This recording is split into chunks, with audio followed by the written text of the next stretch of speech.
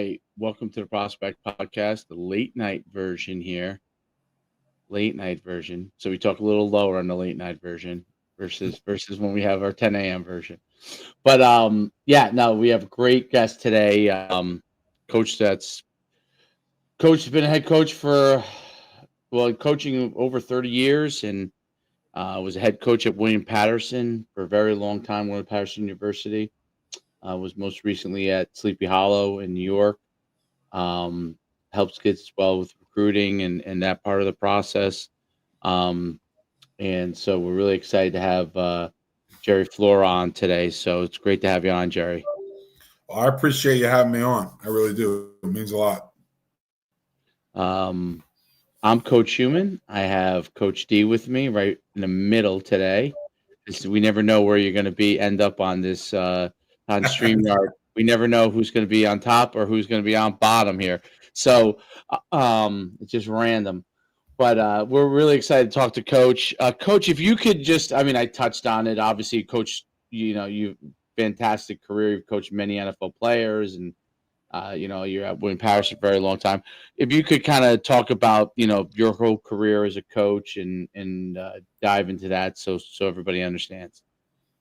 Yeah. So this is my 33rd year coaching. I started right out of college in '92 when I was at Iona College. And obviously now they're Iona University. And I started as a student worker, which is kind of one of the things that I take pride in when we try and hire young men and women. So it was pretty much the coffee guy, the soda guy, and the make sure that there's one staple in the top right-hand corner of the scouting report guy. A job that I think a lot of young people don't appreciate now. Started there and, I coached with Croc for a number of years. He got let go. Unfortunately, I hooked up with Coach Rico at FDU Madison. I actually met him and Phil Longo at a camp the summer before at FDU, the old, not offense, defense, but Sports International, if you remember those camps. Yep.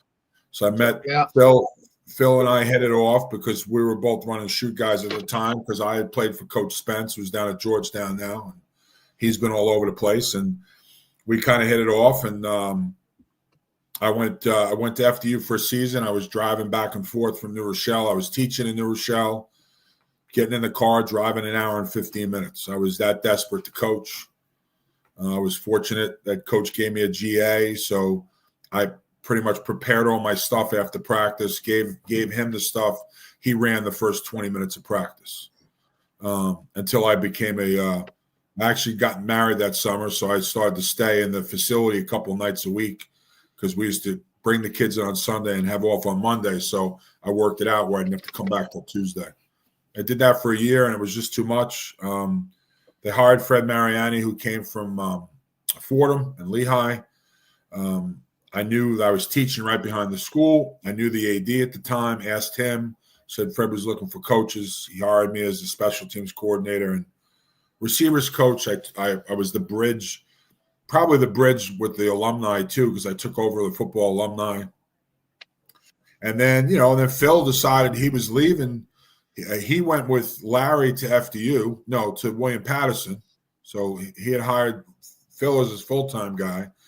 Phil and I kind of stayed in touch, and then year 3 at Iona, Phil, I guess, was taking a job somewhere. I forgot where he went from William Patterson. I know he's been all over the place.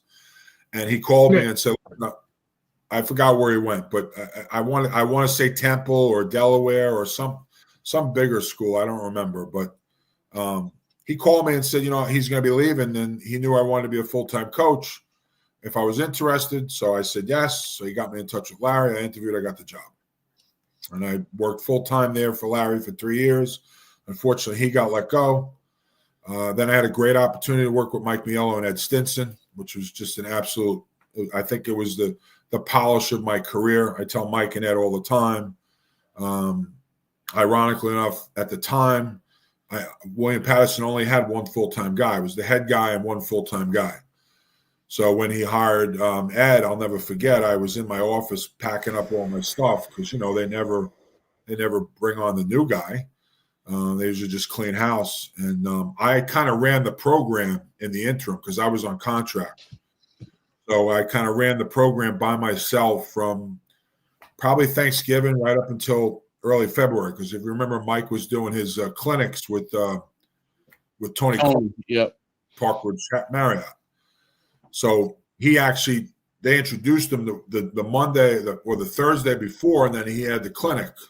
But he actually ended up hiring me full time. He went down and talked to Sabrina at the time and asked me if I wanted to coach there. I said, I can't do it for $6,000. And he said that, I kind of went through everything that I had to do myself. So he just kind of kept me on and really just helped my career because I don't know where I would have ended up. And I worked with those guys for 3 years. Great staff. We had a couple of big wins against Rowan and Wilkes, a couple of nationally ranked teams. And then those guys kind of went their separate ways. Eddie went to Queen of Peace, I think at the time. And then Mike was just, ready for retirement. They gave me an interim deal for a year. I had 2 contracts. I went 4-6 my first year. And then I spent 10 seasons at William Patterson. I fell 2 wins short of Coach Gallagher's record, unfortunately. But Jerry became a mentor of mine, and he helped me get through a lot of the stuff that, goes on at different schools. Obviously, he had been an icon at William Patterson, so he knew a lot. So I kind of leaned on him. And then I got to the end. Once we merged with the Capital Conference and we were playing the likes of Wesley and Salisbury and Christopher Newport and Frostburg, we were a little bit in over our heads, so to speak. There was an opportunity in recreation. I took that job for a year. I became the director of club sports. Unfortunately, there was no budget for that at the end of the year, so they cut me loose. So my contract ended, and then I kind of just, from there, took a couple of scouting classes, tried to get a scouting job in the NFL. One of my former players, who now is the line coach with the Saints, was the assistant line coach of the Saints, got me an interview with Terry Fontenot, who's the GM now for the Falcons, and I had interviewed him for my class. And unfortunately, because of COVID, the NFL wasn't allowing anyone new in facilities. So I had a chance to really maybe do an internship with the Saints, but that kind of fell apart.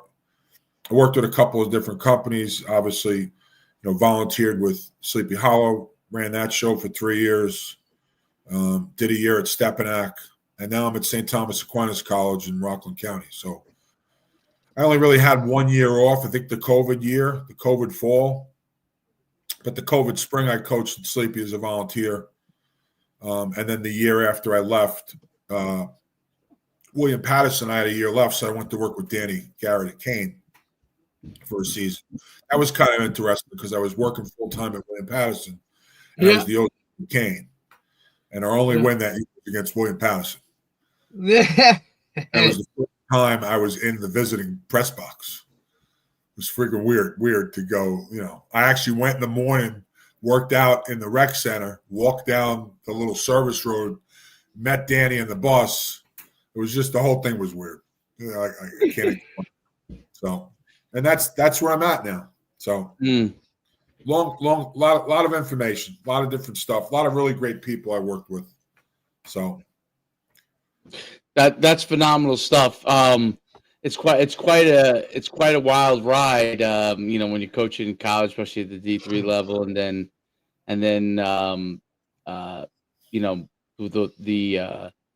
the route that you ended up going and continuing to go and staying in coaching. It's incredible. I mean, I remember when you were head coach at William Patterson all those years. What was from when you first started coaching? Because you touched on it a little bit in the beginning, when you took over at William Patterson to now, many years later, what are some of the things that you've seen that's changed within coaching in college and high school? Well, I think that's a really, really good question. I actually had a conversation with a friend of mine about that this morning. I think the first thing that's gone is a lot of coaches lost the art for recruiting and evaluating. I was fortunate, I learned as a student worker. So I learned from the bottom up. And, I went on the road. I was carrying the bins, carrying the recruiting material. I thought I was the guy, but it took me a couple of years. And then I realized now looking back, I wasn't the guy. I needed some time. And I know now, a little bit more. Like when I was at William Patterson, I remember I had hired a young kid, high school kid that was an OC in high school. Now he's a head coach. And I remember he came in my office and he was working with me for maybe a week and a half. And he's like, Coach, I think I'm ready to be the offensive coordinator. I said, in college? I said, here? He's like, yeah. I said, okay, I got no problem with that. He goes, really? I go, yeah, seriously. So I went on my board and I drew up a 2x2 set, and I drew up a blitz that we see all the time, that boss blitz where they slant and they send 2 guys off the edge. So they're sending 4 guys off the weak side. I said, if you can protect that, it's your job. So I'm going to go to the bathroom. And I knew I was going to go to the bathroom. He's going to be in the same spot when I came back, staring at the board. And this is part of what I'm talking about, because some of it's recruiting and some of it is understanding everyone's got a place. And I remember I came back. He wasn't in the same place because he was sitting now before he was standing. And he seemed perplexed. And I'm like, I don't understand what's so hard about this. I said, if you can't protect that, you can't be the offensive coordinator. And people always say some of the best coaches, head coaches, are former line coaches. And when you got a line coach, look at the success Kyle's having at Texas. I played with Kyle, and, there's a lot of guys that I know that are line coaches. Even look in the NFL. Because you got to know the whole game. So I said to them, listen, if you can't protect that, then we're going to need a new quarterback every time we drop back. And we only carry 4 quarterbacks. So needless to say, we went through that season. He coached my quarterbacks. The season ended. He wanted to come back for another year. He came to me in the spring and said, I think I'm ready now. I said, you ready to block that scheme? And he blocked it without a problem. I said, you're the offensive coordinator. And, he's now doing a really good job in high school in New York. He's building a powerhouse at North Rockland. His name is James Hickey. But my point is, the first lost art is the evaluation piece, like watching film, looking for the right things on film. It kills me when I talk to prospects about highlight films. And, there's no need for anything more than 3 minutes. Guys are sending me 9-minute films or 8-minute films. They're like, listen, I can tell in the first 5 plays if you can play or not. Right. But I usually go by 3 minutes as the cutoff. And I just think it's just a lost art, the whole recruiting piece, the evaluating piece. Everybody just wants to get the high-end guy. There's a lot of guys at William Patterson. we had our limitations. Montclair was Montclair. They were a powerhouse. Rowan was really, really good. TCNJ was in a different mind of its own. And Kane, they had facilities. They had Division I facilities. And then it was us. So I remember being in houses of kids that were looking at Montclair and looking at Rowan, and at the time even looking at Salisbury and Wesley. And, you got to find a way to sell. And I just don't think that a lot of people, I think that's a lost art, the selling piece. And then the other piece that I think is a lost art is kind of the self-evaluation. Like even now at Stack, we're playing West Point Friday night up at West Point. And, I just did a self-scout on us in the middle of the week to find out kind of what our tendencies are. So I was able to make some adjustments to some of the stuff so we're ready to play Friday night. And one of the young kids on the staff goes, wow, Coach, that sounds like a lot of work. I said, everything is. Yeah. I said, yeah, you got to run the report. It's 50 pages. You got to go through every single formation. Is it better to run it weak or strong? Is it better with motion or without? Do you run it into the boundary or not? You want it coming in or going out? These are the things I think people have lost. I think those are really the 2 big things that people lose, because I've been around a lot of young kids. They see what they see on TV. And that's it. Mm-hmm. They don't see what goes by. I love when people say, when I come in on Sunday, when we have meetings, oh, dude, did you see the Alabama game yesterday? Oh, man, I was up at Alabama. Alabama's got a football team? People don't realize, football coaches, I watch 70 hours of film. I don't have time to watch the Alabama game. Mm-hmm. If I'm watching the Alabama game, I'm not doing my job.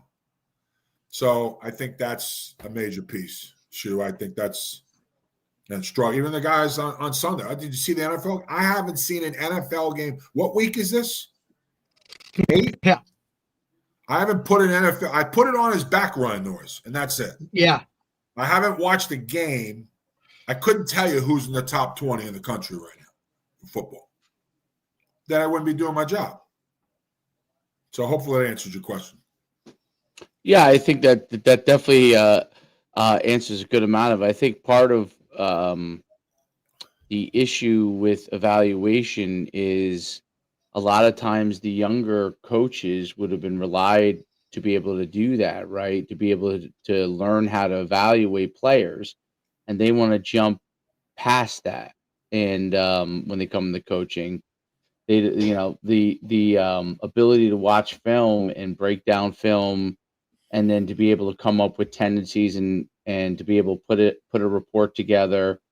I mean, to me, it's crazy because you now with AI, you could literally take all your information, put it in the Chat GPT, ask it a bunch of questions, and half the work is getting done for you anyway. You just have to look at the results to make sure what's correct and what isn't correct. But some of these guys don't even know what's correct and what isn't correct. So, but like literally, you could run it through the AI and get a lot of your answers. But but that's the part that I think that a lot of coaches have to learn, and it has to be, not only does it have to be taught to them, but they have to be willing to learn it, right? So that's, when you talked about handling that weak side blitz, and the coach was, thought he could do it, and then he wasn't ready to do it. Then he eventually learned how to do it. Like part of coaching and part of the process. I think that part is there is a disconnect between coaches that are, I would say, 30 or younger, and coaches that are 50 and above, right? And then guys that are in between those ages are either like Derek is either one camp or the other. Like they either lean towards kind of the way that it was always done in the past, like as far as going through the process, or they go towards where the younger guys are, where they kind of want to just move up as quickly as humanly possible. And it doesn't matter what it is. I think college football, the way it is now with the transfer portal, has created a lot of that too, because since players are going to move anyway, right? Obviously, it was coaches before, but now since players are going to move anyway, it doesn't matter how you feel about the transfer portal. That's going to create a situation where everybody is going to look out for number one, which is themselves. Right? So that it's created like an every man for themselves standpoint, and things like loyalty and like trying to learn from somebody who you think can help your career and be with them for several years. That's going away at the college level, and that trickles down into the high school mentality, in my opinion. This is just my opinion, but like it trickles into the high school mentality a little bit too, because what do guys see? Like, this guy was here this year, he's over there this year, he's over there next year, he's over there next year. Boom, he's coordinator, right? So they think that's what they have to do. They have to do that in order to succeed. And there is some to learning from multiple different people. There's nothing wrong with that. I think that is part of it, especially when you're young. But learning those evaluation skills, I think you nailed it from that side. I'm watching film. I mean, some people think that they turn on Huddle and they just like stare at the screen, and that's watching film, right? Right, Jerry? Like you're like. I remember, like when I first learned, and I think I told this once before. We used to write every play down by hand, with a pencil. Yeah. So it's because in case I had to erase something that I made a mistake on, you know what I mean? Oh, no, it's not this. You know what I mean? I remember when I worked for Fred, because Fred was the first one that started doing that, because he had gotten it from Lehigh. So from, I guess, Pete Limbo at the time was at Lehigh. So he had a book. He had 4 books for every game in a box. So every coach had a certain game. And so I got maybe first game, 5th game, 8th game.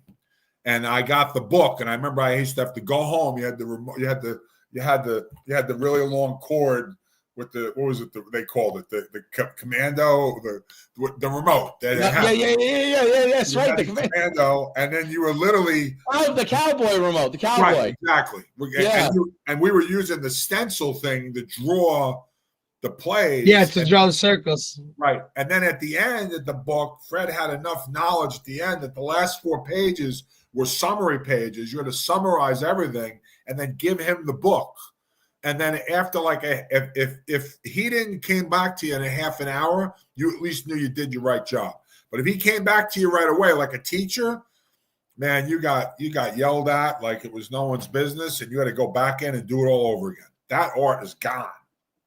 That was a great learning environment for phenomenal for young coaches, because, like, to this day, even though obviously I do, like, my end result of any plays I do is on the computer, but I still draw my initial sketches on paper because and then I'll go do it on the computer once I start to get where I want it to be. And then I'm like, okay, because, software, I mean, it drives me nuts, some of the software, but drawing it by hand, I could be like, oh, it's much quicker and easier for me to erase, to rewrite, erase, rewrite. Oh, this isn't going to work. Oh, this is better. This is, when you do it on a computer, it's better as a finished product, because if you hand it to somebody, they could see it and everything.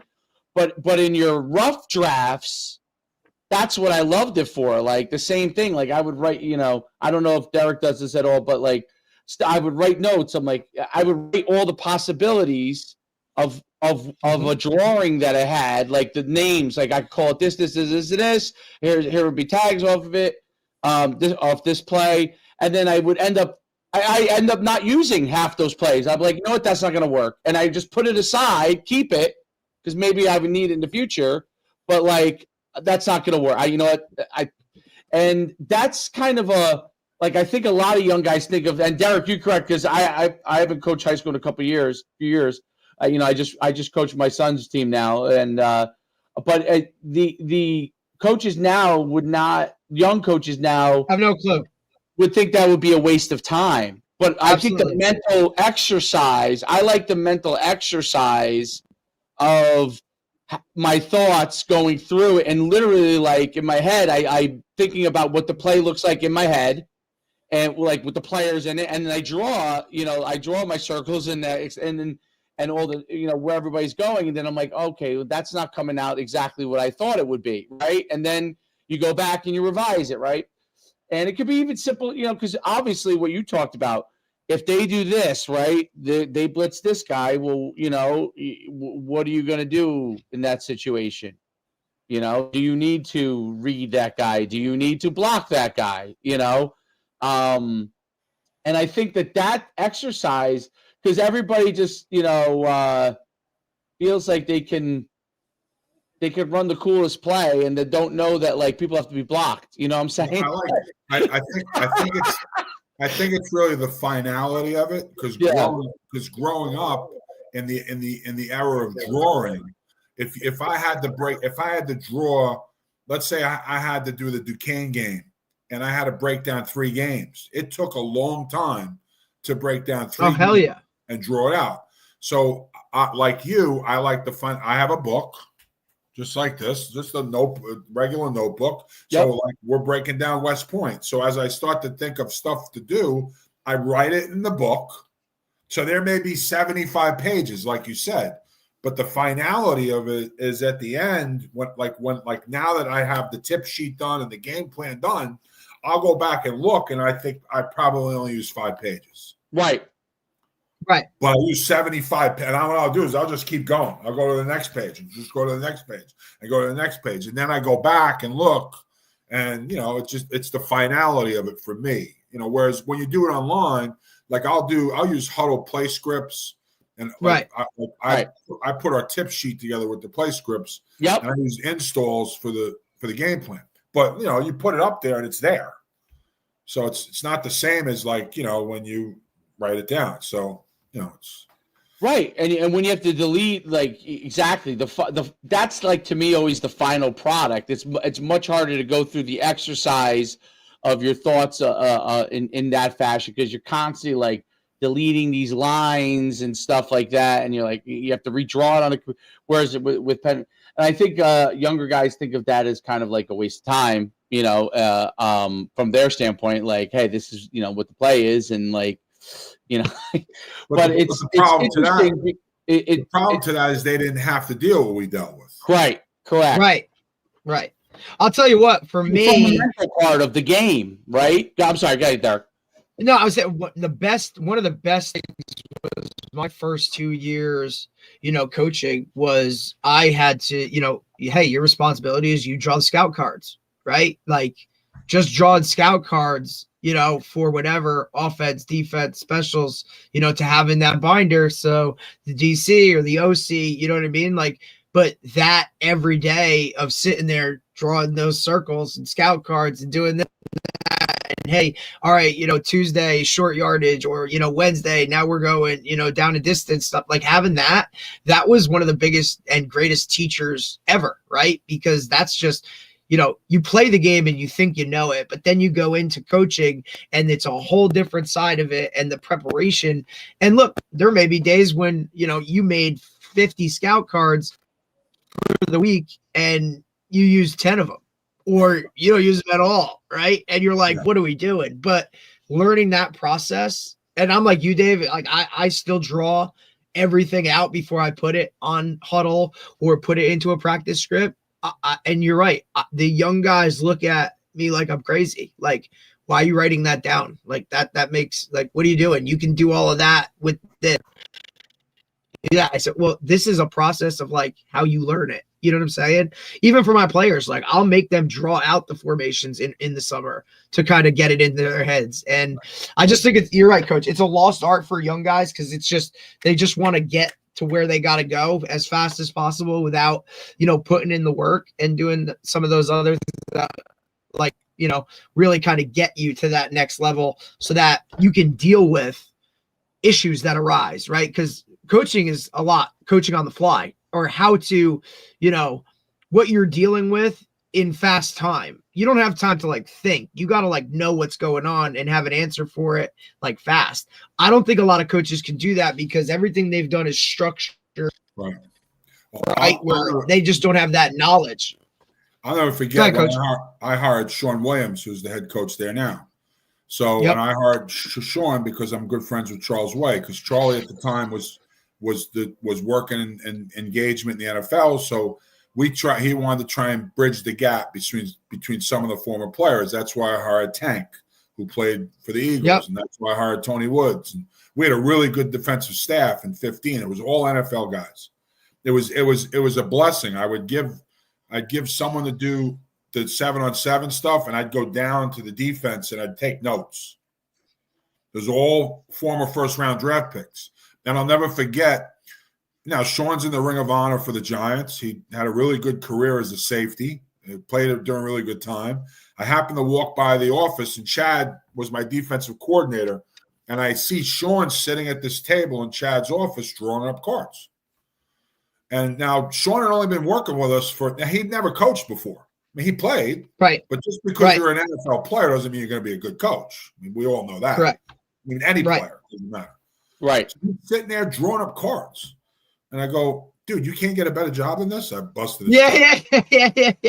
Chad Brand's the defensive coordinator. He's sitting over there, and Sean's like, I'm the new guy, man. He said, the new guy has to. I said, new guy?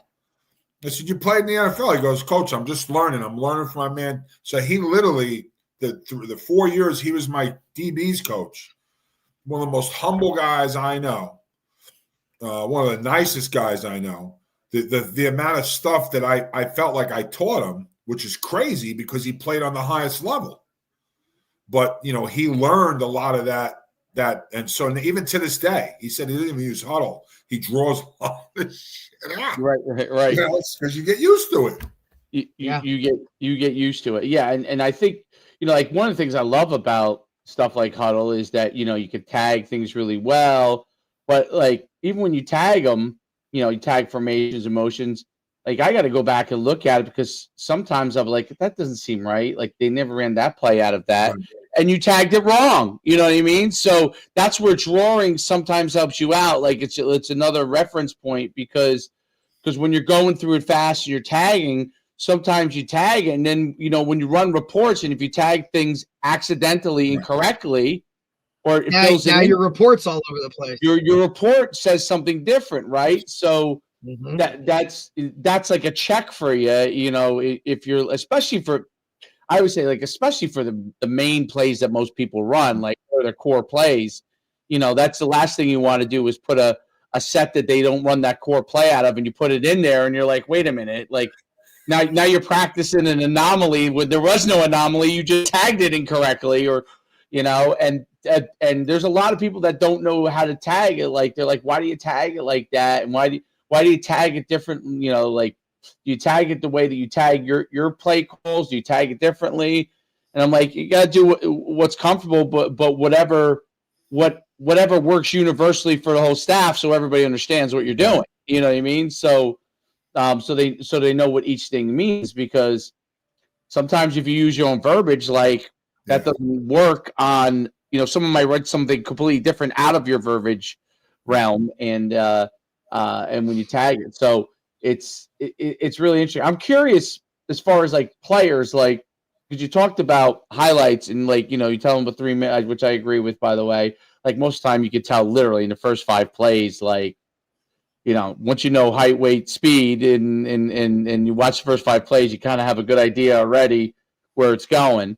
But what do you tell kids, like high school kids, from a recruiting standpoint? Like, what do they need to start showing on film that looks good? Because I think a lot of them don't. Amazing with all the information that's out there, they don't understand. You know what I mean? So what do they need to be showing on film? Yeah, when I took that scouting class with sports management and got that, I got a professional certificate in GM and scouting, so I got a chance to really dive into scout reports on the NFL level and so on and so forth.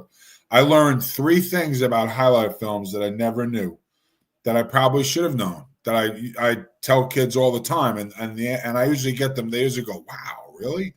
The first thing that I learned was, one of the things that college coaches are looking for is they want to see you put some time into it. So they don't want to see the games in chronological order. So like in huddle, you could just bing, bing, bing, bing, bing, done, see you, bye. They want to see, random order. So that's the first thing. The second thing is, coaches don't want to see the same play from different angles. That means you don't have a lot of clips. So if there's an end zone shot of your play, and then you're making that same tackle from the press box, and you're making the same tackle from a sideline, and you got it on there in 3 different times during this video, it shows you don't have a lot of clips.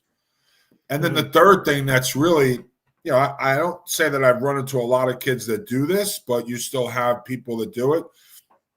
Coaches don't want to see a guy making a play and pointing at the stands, doing this, making the neck thing. They don't want to see you standing over the guy after, because otherwise they're just done. They move on to the next guy, because that's that character piece that no one wants to get involved in.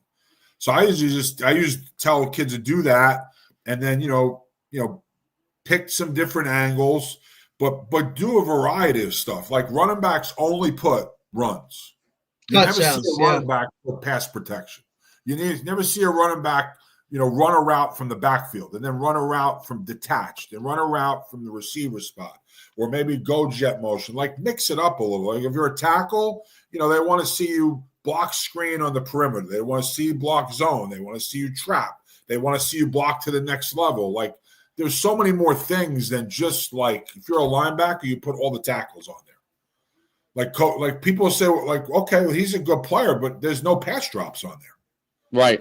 And these kids, they don't think of it that way. So it's coming from either one of 2. It comes from one of 3 places. It comes from their high school coach, which I'll be honest with you, I deal with a lot of them. I think high school coaches, some are into this recruiting piece and some aren't, and that's fine.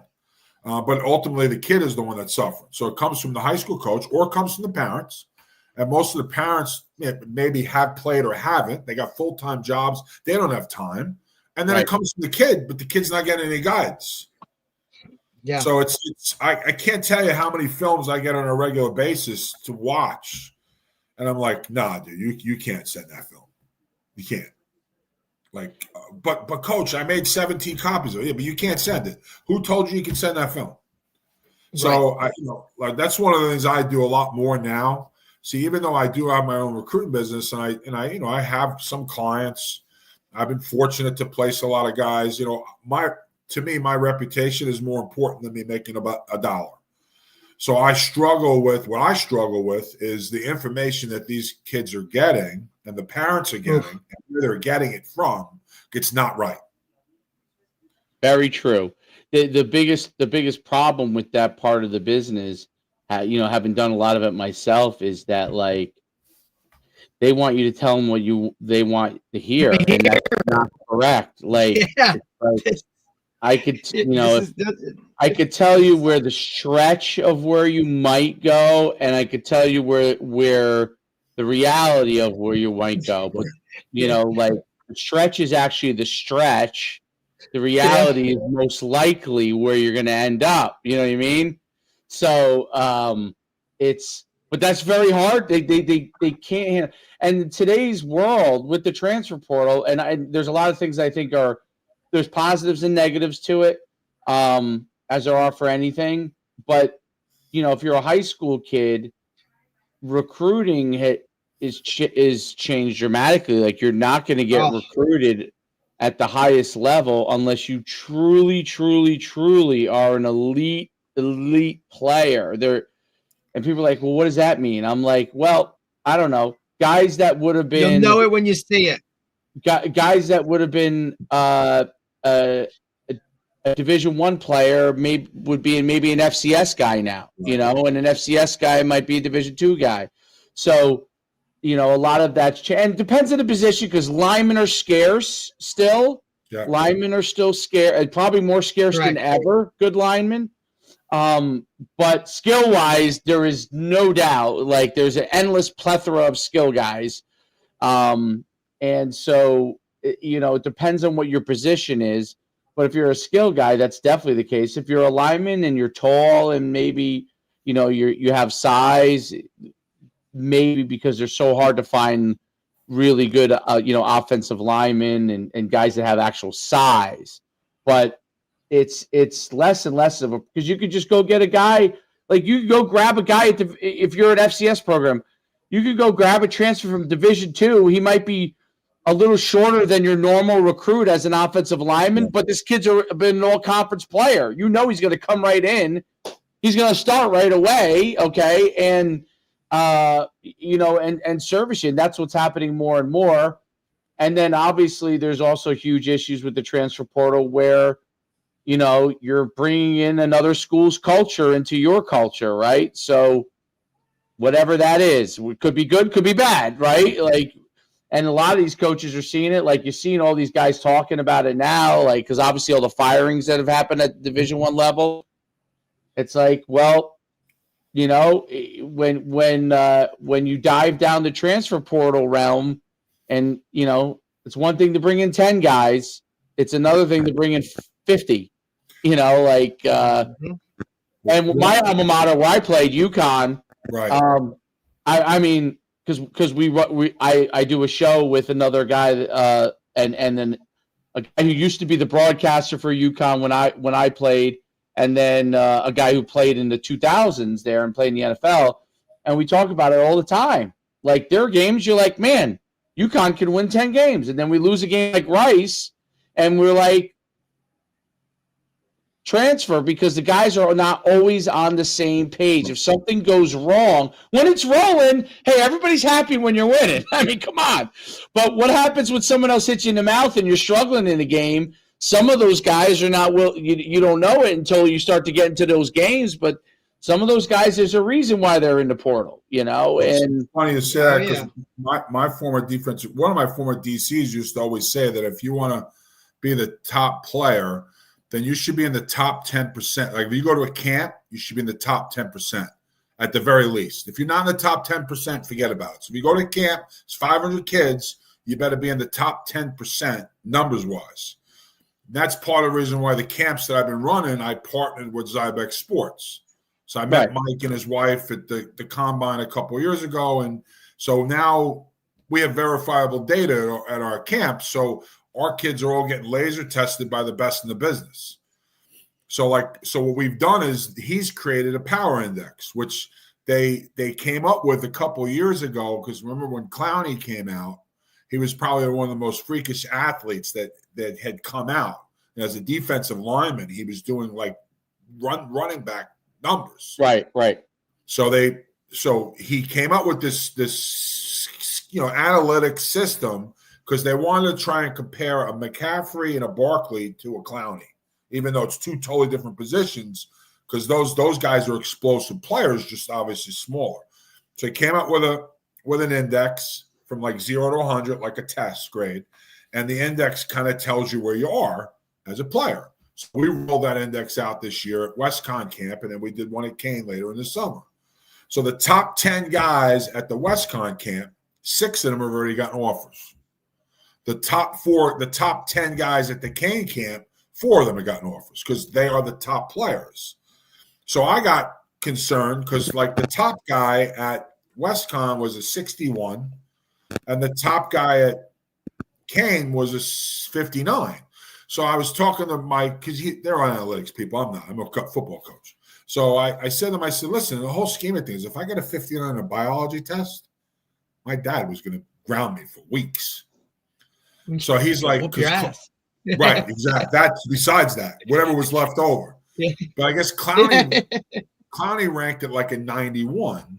And then they ranked. Yeah, they based it off of that. The other 2 guys, and they were like 89s and 90s. So what I never took into consideration is those guys came from legit Division I programs. Yes. So they went through the lifting, they went through the nutrition program. They had people checking their body count, their body fit, all that stuff to build them up for the NFL.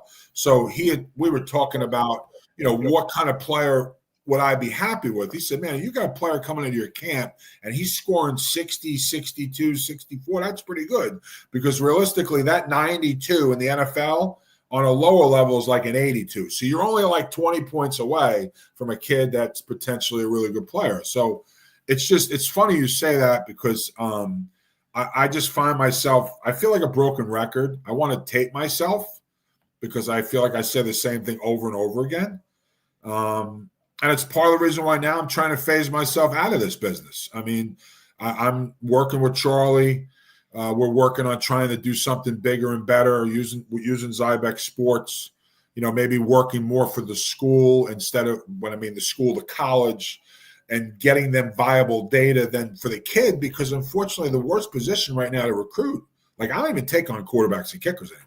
It's pointless. It's almost impossible to get at the level that they would expect they could go to. Because quarterbacks can be, and same thing with kickers. They're the two. Everyone wants, if you're a guy that, because of what the great job that Chris Saylor has done, some of those guys with their kicking camps, where they made them national, like huge deals, a few of those guys, and they have thousands and thousands of kids. So many of these kids have wanted to become kickers. And then quarterbacks, obviously, is the easy one where everyone wants to be quarterbacks. There's a million of these kind of things.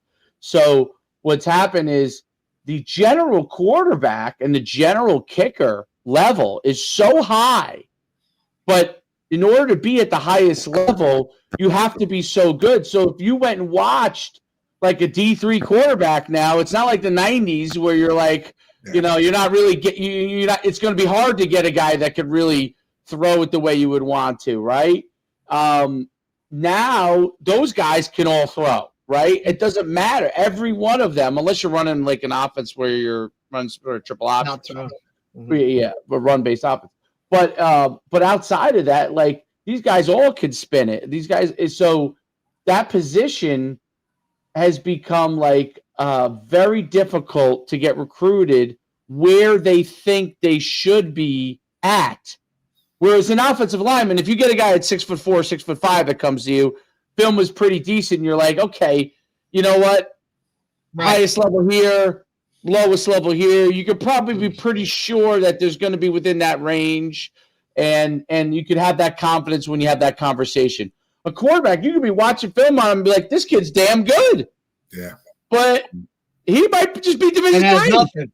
You know what I'm saying? So No. because of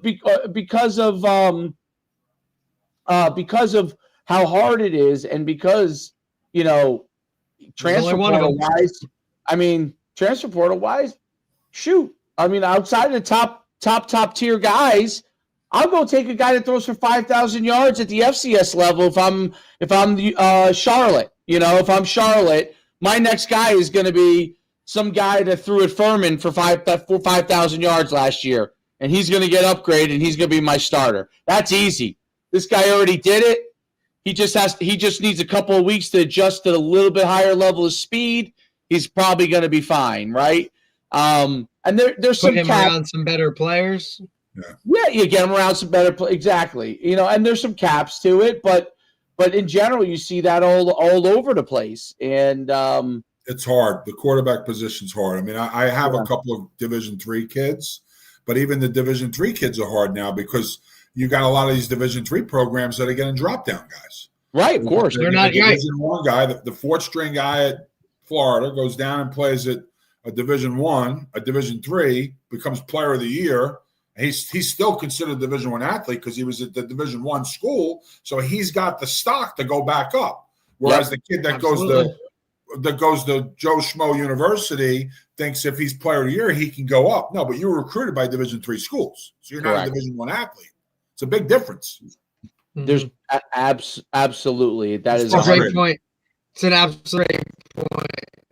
It's frustrating on my end, and I'm sure it's frustrating on yours too. And that's why, even for me now, like I probably business-wise could be killing it, like making tons of money, but I kind of go through like a selection process, and I'll watch the film and talk to the parents and see if they're really vested in it, and explain to them, like you said, hey, listen, the best I think you are is a PSAC quarterback.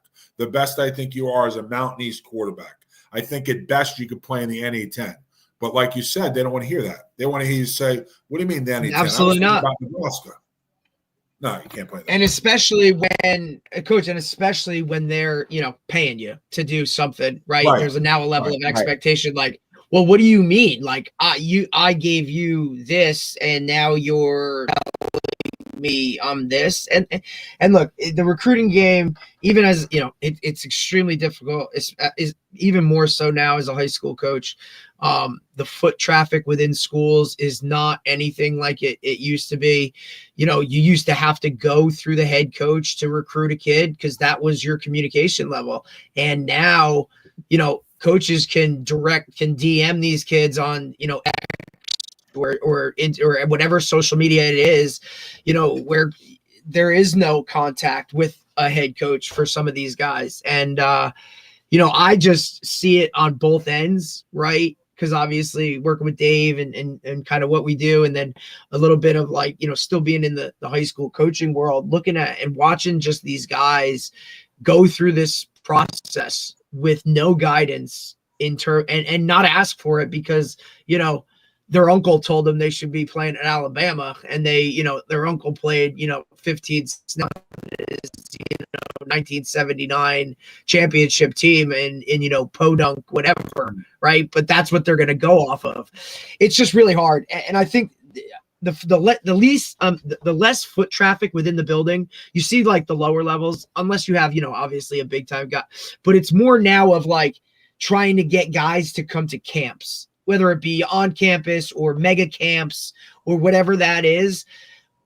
I just always think that, if you really want to recruit a kid and you really want to know what he's all about, and you don't even speak to his high school coach, like, come on, man, what are we talking about? Because at the end, you know how bad it is in terms of, not to cut you off, how bad it is in terms of like the knowledge piece is like, I'm sure you guys at some point, like when you got your first 8th grade group or your 9th grade group, because that's the time you meet with them and you go through the whole spiel. You don't do it when they're in 11th grade because it's too late. The best is like when I talk to parents about the eligibility clearinghouse. I can't tell you how many people think I'm talking about the publishers clearinghouse. Yeah, you're like, that what are we doing? What are I we asked talking them to about? send me their number. I've gotten driver's license numbers. I've gotten social security numbers. I've gotten phone numbers. Like, are you kidding me? Are you serious? Just go on to the. Shit. Now here's the problem. Here's the problem. The problem is if you type in NCAA clearinghouse, unfortunately, like NCSA is involved in that. Oh so yeah, NCSA, right? So if you don't really look, because it'll come up. You're NCSA and NCAA are very similar. So if you don't look, all of a sudden you click on their link. Now they got your information. Whereas, you should just go. But I have a kid today that's a scholarship kid that said to me, Coach, I got to get that number, right? I go, yeah, dude, like, this is like it, man. How do you not know you got to get the number? Just go on. It's $90. They take you 15 seconds. Like, it's crazy. Like that, just little stuff like that. And that's why for me, Coach is getting social security numbers, man. Yeah, it's terrible. Like, that's why for me, like, I love what you guys are doing. I've watched a lot of your podcasts. I know you guys personally. I have a lot of respect for what you do. And I have a lot of respect for people like us that do what we do. What hurts what we do is the people that want to be like us that don't want to put the time in or don't know anything about it. Like, I can tell you right now, one of the best things about there being one portal right now from the 2nd to the 16th is I think this is going to help out high school kids. Agree. Now, absolutely. 100%. Colleges are going to start coming in. So before, with the first portal and the second portal, the first portal, they were just worried about transfers. Then there was a little break. Then it was back to transfers. Then it was back to high school kids. Now it gives them that window of like 2.5 months to focus. Now they can look at transfers. Yep. They can focus on getting them on visits and so on and so forth. And then you got a 15-day window where you go all in. So I think it's going to help out high school kids a little bit. I may be wrong, but I think that it will. Yeah, I think it'll help it. It could help it a little bit. The hardest thing about the transfer portal is just the proven commodity thing, because now JUCO doesn't count, right? Diego Pavia, when he challenged that, he won, and that's going to be like what's probably going to happen. You're going to get 5 for 5, and JUCO won't count, which basically means you still have 7. So I don't know what that means. Like, like that's easy math, bro. I mean, like, we can handle about that. it. Like, I to me, it's just like that's definitely like a pro. It's pro at the highest level of college. It's pro. So because that's what basically you're going to have when you have 24-year-old kids. I mean, your quarterbacks eventually at college Division I. I would say the majority of your best guys are going to end up being 23, 24-year-olds because they're going to be grown 100%. Men. They're going to be grown men. I guarantee, Dave. Yeah, because that's no doubt. The difference between 24 years old versus just 21 is a huge deal. So now you're really talking about, you filled out completely, and your knowledge as a person is much, your brain is more formed. You're much smarter at 24 as an athlete than you are at 21. Oh, yeah. So whereas before it was like 21 versus 18, well, they're kind of still both, young people. 24 is I had my first job, so like I was working. So it's one of those things that like is change that will change completely. I mean, it already has a little bit, but that's going to make it hard. Like, how does an 18-year-old, like, how do you go if you're going to get fired in 3 years, 2 years now, I guess, right? You get fired in 2 or 3 years as a Division I coach. How do you go and say, I'm going to take this 18-year-old 4-star versus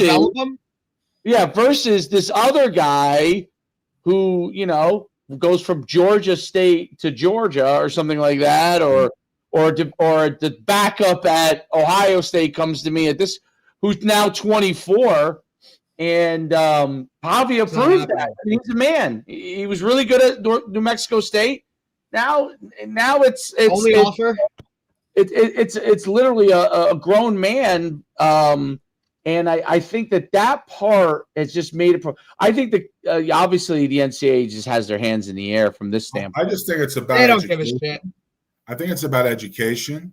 Yeah. I think the more that we can educate kids, is better. And even the Division III thing. Like I played Division III football. It's one of the greatest experiences of my life. I mean, when I played Division III football, our conference was us, Fordham, Hofstra, Stony Brook. It was a Liberty Conference, Pace, Merchant Marine, Post. I mean, it was a great conference. And like I tell kids all the time, like don't big time a Division III guy because I don't know many D3 guys that want to be D3 guys their whole life. Look at some of the guys in the NFL that are D3 guys. Look at some of the guys that, like to me, the appreciation of a D3 guy that's used to shit. I used to set up my own drills as the head coach or bring out the water or on game day, set up the headsets. Or remember the days when we used to have to run the wires? Like we had to do that stuff. They don't have to do it. Like Division I, you don't do that. There are people doing it. So what I tell kids is, hey, listen, the expansion of staffs at the Division I level now is unbelievable. I tell kids to get in front of really good Division III programs. Like for example, I had a kid last year from Westchester County that wanted Division I. He got a ton of D2 offers. He got some really good. The whole NESCAC offered him.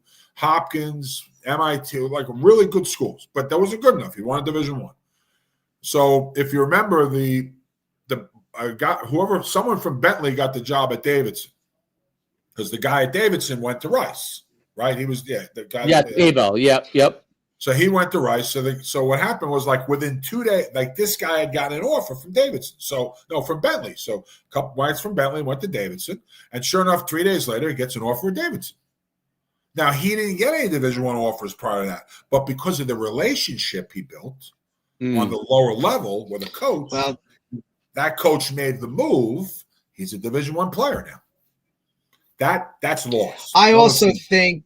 I think, Coach, too, like one of and look, this is coming from, I started my career at Sacred Heart FCS program, right? And then finished at Montclair State. Obviously, we know the history there of kind of what it is. And I'll be very honest, and I've been open about this numerous times. Like, I played with better players at Montclair State, right? And that's just, you're talking Division III. FCS and I know Sacred Heart now they're CAA, but they were mid-major back then, non-scholarship. Right. And I'll tell you what was really funny was my year at Sacred Heart, we played Iona, right? And then when I transferred, my very next year I was at Montclair State and we played Iona, right? Yes, and we beat them both times, both teams, 2 different levels. And I think there's always something that guys get so, and I have to deal with it with the high school kids, right? They get so enamored with D1, FCS, D2, D3. Like, if there's one thing I can, and I tell guys all the time, it's hard for them, and I get it, right? Because they want to be, Oregon, they want to be Alabama, they want to be all of these big types. Man, go to a school that wants you, right? Because this is a hard business where you're literally splitting hairs and you don't know, like you just said, coaching movement happens. It's right. Like coaches that go from here to there, commit to a school that you like and a staff that wants you to be a part of the process. And if they make a jump, they may take you with them, right? Like you just said, that's part of what can happen now, right? Well, yeah, but that's that happened at JMU. I mean, look what Signetti did. He took 13. Look how many of those guys he took. Yeah, I mean, shit, dude. Like, you know what I mean? They all started. It only takes one. It only takes one, Dave. And it's like, look, you see these programs that struggle, or guys that recruit a certain way, or just recruits today that, I'm not a D3 player, like blah, blah. They don't understand the level of just playing in college at any level is, because buddy, you might have been the best player on your team, but now everybody was the best player on their team, dude. Like, you know what I'm saying? And you're going to separate it whether you're playing at Willie P, or whether you're playing at Montclair, or whether you're playing at Sacred Heart, or whether you're playing at UConn, or whether you're playing at Rutgers. Like, there are really good players at every. And the Northeast, we're lucky that we don't have as many Division I programs, but we have a lot more programs that play football. Whereas you go down south, A, man. a lot of Division I programs, and I know because I have another guy that played at UConn way after me. I mean, he's probably played there about 10 years ago. He runs this program in Georgia for defensive linemen, and he's always calling up like, hey, and you watch the film on these kids, and you're like, oh my God, they're so good. But if they're not a Division I player, there's very few places for them to go. So absolutely, he's shopping kids up north. He's shopping kids all over the place. We talk about that with Florida all the time, right, Dave? It's 1A, it's 1A or bust in Florida. Yeah, it's 1A or bust. Yeah, but Florida's loaded with NAIA schools. There's a ton of them down there. Right. Well, and you look at it like the Midwest is big NAIA, right? Right. Kansas and Nebraska. Yeah. Division II. I don't know. But that West Virginia league used to be NAIA, but maybe it's Division II now. I can't keep it all straight. Well, you're even seeing schools like Lackawanna, right? Yeah. Like a premier JUCO make them be. I think they were going Division II, or they made the jump to being something bigger. You're seeing even a University of New Haven who in 2004 killed their program and bounced it back. And now have gone from a D2 to a 1A. Like schools are making moves. I mean, you were at UConn when they were, and now they're right. And now they're, what I mean? You can just look over the last 20 years. I was there in the beginning of the transition. My senior year was the first year of the transition. Well, I see the JCs taking a hit because of the evolution of the prep schools. Yeah. Once again, everybody wants to go bigger. So you can freeze your clock. You can play someone your own age. Your clock doesn't start, and you can go somewhere. You're a rent-a-player for the fall. Yeah, you got to pay $75,000, but you go to a JC, your clock starts. You're now into full-time semesters. Well, that's the other thing. That's the people don't understand that either, Dave. Right? Like we talk about that too. The prep route, and then like when your clock starts. That's a different world. Yeah, so the prep school, because people want to do it now because if you're recruiting transfer guys, it all just pushes everything to be older. Because if you're let's say you're an 18-year-old, you're graduating. Well, now you feel like you can't compete because you got 23-year-olds. So now you want another year. So you're 19 when you enter you enter college, right? Or some of these guys, are almost 20. So it's reclasses, man. Like that's what I'm saying. I prep you get some of these guys that are like 19 years and like 9 months, So it's because they feel the pressure to try and get to get to this level. Now, here's the one thing about the prep school stuff. If a kid is immature physically, I get it. If they're already like a full-blown man and they're doing it, they're not going to go any higher level. It's going to be the same level. You're just risking another year of possibly getting injured or something like that, and maybe hurting you're delaying your life. Like, you know what I mean? I had a D1 kid get a D1 offer, and I tell guys, if you get a D1 offer, there's no need to go PG. Yep. But he didn't like the school academically. So he threw it back on the table and said, okay, I want better. So now he got better. He ended up at Yale. So I think he went from like that's a win. That's a slight win. Yeah, he went from like a Pioneer League to a Yale. But then the second kid, same deal, had a Division I offer, but didn't like it, wanted back in, and then ended up at a D2. And the parents are like, what the hell? I said, listen, you had a D1 offer. I told you not to bail on that. There's no guarantees that you're going to get something better. It's like you're playing with house money. You just won 1,000. You put on black 7 and red 7 comes up. It's the same thing. 100% right. But the big problem with PGs that I've learned that is really, I think, is the culminating factor what's going to push these JCs out is I have kids now. I have a kid that's a choke that just finished his second year. So like now what's happening is they're trying to recruit that kid for his senior year so that he's now there for 2 years. So they want that there for senior year and then the next year. So why would that kid go JC then? You already and what's that, like a graduate year? It's like you're redoing your senior year, then grad year. Yeah. Right. You're at Nutley High School. You decide you want to leave at the end of your junior year because you want to go to the PD school. So you go to the PD, now you're in the PD school your senior year, you're there playing. Right. And then you get to play another year as a PG. Right. So Hun School does the same thing, right? Right. Why would you then go to a JC? You're already paying money to the prep. So there's a lot. And to be honest, you probably got at a PG, you probably got better facilities. You're probably getting treated better, right? It's not even close. And look, we've had some JC guys, right? Like that last chance you shit is real. Like that is what that world is. Now you get the what is it? The Catholic leagues, they do the show day where they literally go from school to school to school. They bang out, like there's a 6 o'clock practice at St. Joe's, there's a 7 o'clock. Yes. The other schools don't have that. The JCs don't have that. I mean, you're getting college coaches on your campus to see you play or practice. I mean, it's insane. So it's just the whole evolution is and I think people like us are a dying breed. I really do. I mean, I'm serious. Anything we can do together. Yeah, it's because all of us are having heart attacks and shit and stroking out because we're freaking care too much. Dying. You know what I'm saying? Dying is the wrong word. Sorry.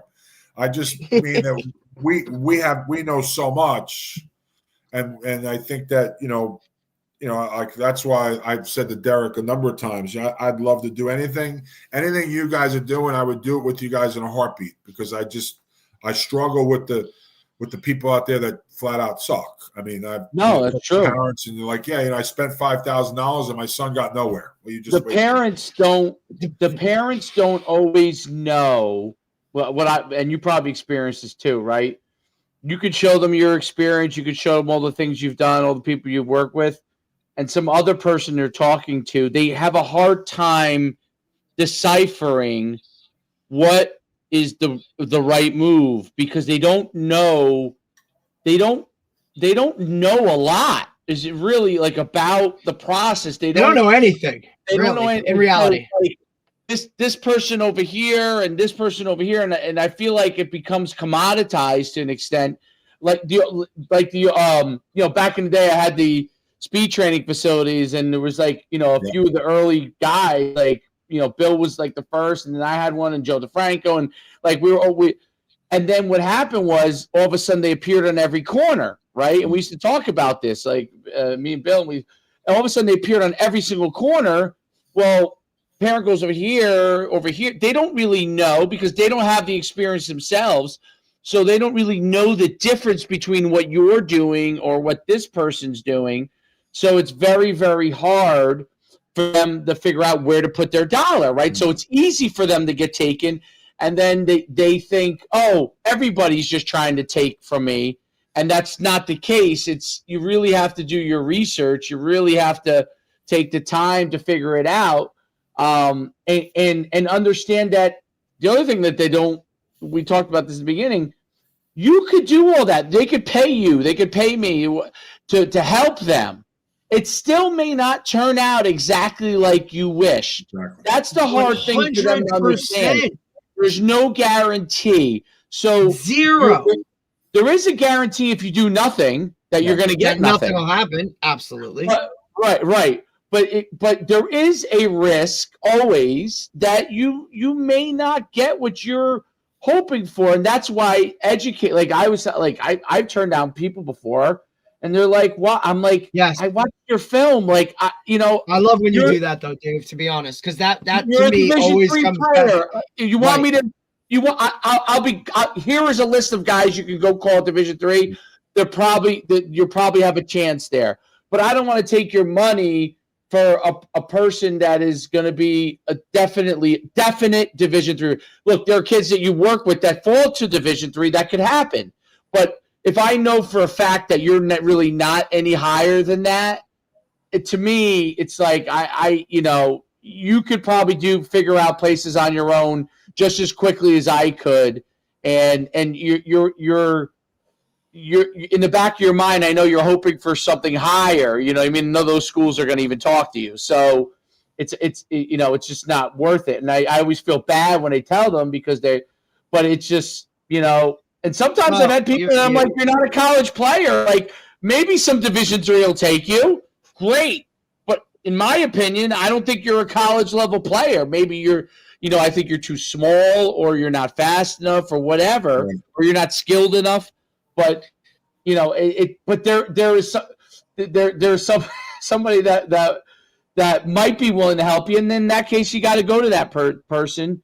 But I think and listen, there are guys that will take guys to just take money and tell them everything they want to hear. You know what I mean? Like, and that's the problem with it too. I mean, I'm sure you've experienced, like I've watched a guy's film and I'm like, I think this kid's a really great player. And I could take him, here's the range. They're always going to fall within the range. But, when I'm talking to them, I really think that they could play at a certain level. But I don't make that decision. You know what I mean? So it's no matter who I put it in front of, in the end, that coach is going to make that decision. Parents think that it's a lot of parents, and you obviously you're a college coach, so I'm just preaching to the choir on this. But parents don't realize that a college got to be the right fit, man. It's got to be the right fit. This is their full-time job. This is their full-time job. They still have to go through an evaluation process. They're not taking a favor for Dave Schumann because you always say that, and I know him. I love when you say that, Dave. I love when you say that. Like just because I know a guy, right? Like, coach, don't you know coaches? I know if you fuck ton. Like, you know what I'm saying? Because you know someone. Putting food on my kid's table, like, is gonna, you know what I mean? Feeding my child depends on you coming here and being a high-level student athlete and playing a game at 18. So you better be the cream of the crop, dude. And when when we show up to the meeting and you're wearing pajama pants and mom's like, all over the place, like, yeah, I'm recruiting everything here, dude. Like, not just you. I'm recruiting mom, dad. So I think that's another part of this piece, Dave, that a lot of people don't understand as parents is like, we're recruiting the whole kit and caboodle here. You know what I'm saying? Like, mom, I got to deal with you for the next 4 or 5 years too. So if you're crazy ladies in the stands yelling shit that you have no idea about, like, block for baby boo-boo, like, figure this shit out, dude. Because, like, you're a part of this process too. I mean, coach, I'm sure you've sat in some living rooms and been whoa boy, like, oh shit. Like, I don't know if this is even the risk. I don't know if this is even worth it. I give you a great example. I have a kid that worked for me, Kyle McGuff. He ended up interning with Ohio State, and then he ended up getting a GA job with Day, and he worked with him after I left William Patterson. So he did that thing, and now he lives in Ohio, and he works in a gym. Well, I think the guy that owns the gym, they used to work for the D1 camps or the D1. Yeah, yep. So now he works for a guy that is a hockey player for Tennessee. He owns this facility. So they do a lot of hockey stuff. So I'm on vacation. He reaches out to me and says, I got a kid I want you to talk to. So the kid came in. He's an 8th grader. He's 6'4", 265. He goes, I'm talking to the mom. And the mom was talking about how she was going to spend $3,000 on a recruiting agency to help her kid. So I said, no. Have her get in touch with me like tomorrow. So I was on vacation. I got on the phone with her, really nice woman. And, he was like an Under Armour All-American and stuff. She sent me the film. He's 8th grade, but he's a big kid. He was all probably pushing 6'3.5", 285. That means that kid's going to project to be a really big dude. So I said to the mom on the phone, I said, listen, I appreciate that Kyle reached out to me. So what I started doing about a year ago is I started doing like these Zooms. So I do like a 90-minute Zoom where I charge you like X amount of like $250, and I can go through like everything you need to know. And then if you never want to talk to me again, you at least got a lot of information. So I said to my mom, and she knew nothing. And she said, yeah, I got company that reached out. They want $1,000 deposit. And then the total bill, I said, you don't need to pay for your kid. So your kid is going to get somewhere. So I'll do it free.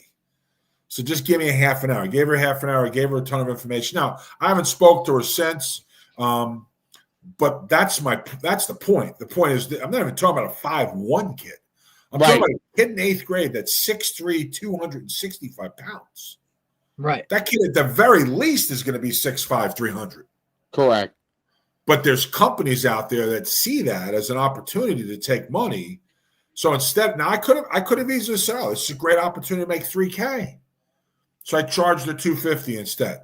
And I did a 90-minute Zoom with them, 90 minutes. And since then, I've spoke to the kid 100 times via email, asked me questions about film, because they don't film in 8th grade. I mean, it's a parent filming from the sideline or the stands. Right. Which they all do have, by the way, just so you know what I mean. Right. Like if they're not already hiring their own film person to film the kid individually. It's crazy. Like, and I'm, I'm probably in a position of my career now. I'm trying to figure out what's next, and I'm kind of in between jobs and stuff like that. Yeah, I probably, I probably a lot of times would do it for the money. But once again, my reputation in the Northeast, or at least on the East Coast, means a heck of a lot more than me charging someone $3,000. Like, I don't, like in my business, I don't charge anyone until they're at the very least July 1 of the freshman going into sophomore year. Right. Like this whole premise that you're going to charge someone prior, there's nothing you can do for a 9th grader in 9th grade that you can't do until that summer. Schools aren't even looking at that. So it's once again, that's my issue, guys. My issue is like people like us, there's a lot less of us. I don't judge anyone I don't know, because it's not right. I don't want them to judge me if they don't know me. But I think I've been doing this long enough to know college football, high school football, evaluation, and just even going to camps. Like I was doing camps and not charging a lot, and then I see a guy down the block charging $550 for his camp, and he's got 500 kids, and my camp is 89, and I got 30 kids, and I'm like, what the heck am I doing wrong? I got 30 kids for 89. He's charging $550. He's got 500. I can't figure that out. And I guess I never will. That's it is. Well, the marketing behind that 550 camp is at a different level. That's what it comes right down to. It's and there's a lot more flash. That's the other part that has become. Like when I was running 100 events around the country, showcases, and I think originally we charged like $60, and then we were up to like maybe at the highest end we're up to like $79 or $89, something in that range. And when the market shifted, and we were having like 20,000 kids come through at one point. But when the market shifted and some of those camps that were charging like at one time, they were charging like 800, some of them 700, and they were getting the same numbers. And people were like, well, why aren't you doing this at your camp and this at your camp? And, I'm like, well, we're focused on the recruiting aspect for $89. They're charging $700. Like, you're doing the same thing at this camp, but you're paying 7 times as much, so you should get a swag bag and all these other things because you're paying for that swag bag. You're paying for that. Paying for the swag bag and the arm and the gloves, all the bells and whistles, Dave. The bells and whistles. For that. But it's that part of the recruiting thing was was crazy. And then what happened, I always thought the craziest part about all of that was for a long time, those recruiting groups that do the 5-stars like 24/7, now On3 and Rivals for a long time, they refused to sell out, right? Meaning they would not like sponsor camps, and they sponsored the Nike and they sponsored ours. But when NCSA got involved, NCSA had and I know the original owner of NCSA because they were a sponsor of us for years back in the day. But when NCSA really went hard and got bought out, they basically, now they're with IMG. The NCSA is part of IMG, so it's a whole different level.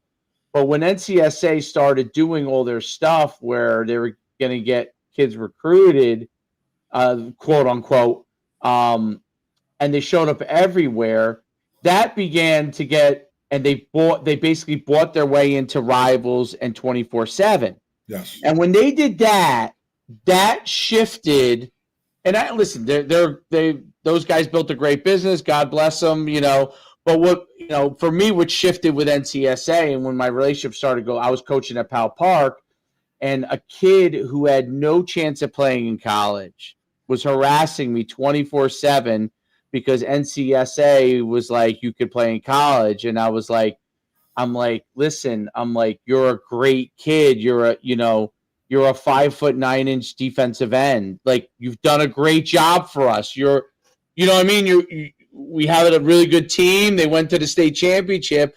You were a defensive end on that team, but you're not a college player. You know what I mean? Like, go to college, but you're not going to go to college as a football player. And they were telling him that he could. And obviously, I'm sure he paid them or whatever. And, I reached out because they were actually partners with us. I reached out. I'm like, you're reaching out to one of the kids I coach who is not a college player. There's no college coach recruiting him. He's not a college player. And your sales guy is telling him that he can play in college and he's paying this money and all this stuff. And this kid is having a disconnect with me. Right. Who knows exactly what's going on? Your fault. Right. So and the kid was a great kid, by the way. It was a great kid, one of my favorite kids. That's usually how it works. There was a time that he was really upset with me, and then and it had nothing to do with anything. Eventually he went to a Division III where he lasted 6 months and realized he couldn't play. Right. You know what I mean? Like that's what happened. And we could have saved him time and effort. He could have chose a college that he belonged at right from the get-go for academics purposes because he was a smart kid, right? And that part was where I was like, wow. So once they bought their way into, at the time, I don't even know if they're involved with them anymore, but at the time they were involved with Rivals and 24/7, they bought their way in there.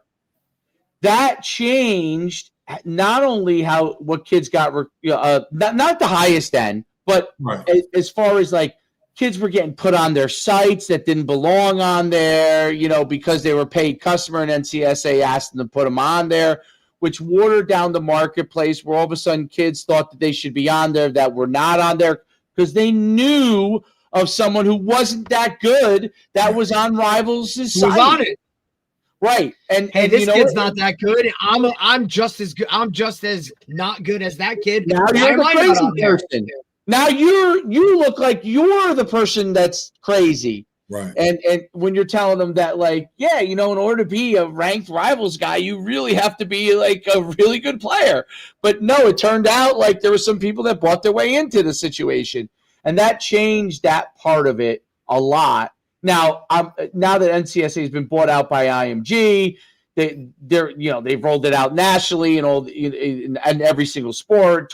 It's everywhere, and it's obviously known as a business. People now are a lot more educated on NCSA, and I always tell people, hey, you know what? If you're a volleyball player, recruiting might be very difficult to get. I mean, the scholarships aren't the same as they are in football. Maybe NCSA can help you.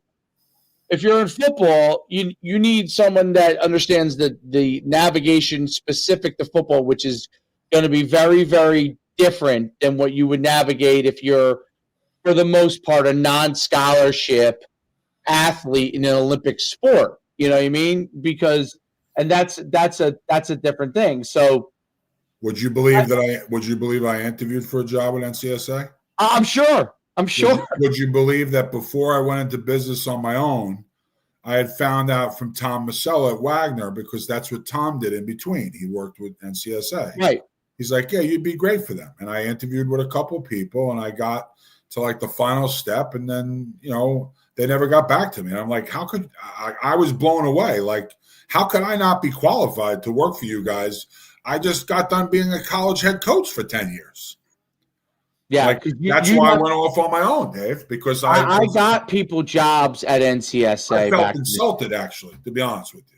Yeah, so like I said, like we were partners at the highest level of NCSA. Like I'm friends with the original owner of NCSA when I would say he was really still decent. You know, they had Tom Lemming involved with them, but it shifted when he listen. I would have done the same thing if I were him. He sold his company to a private equity firm. He should. It was a chance for him to cash out, right? And what he had built a nice business.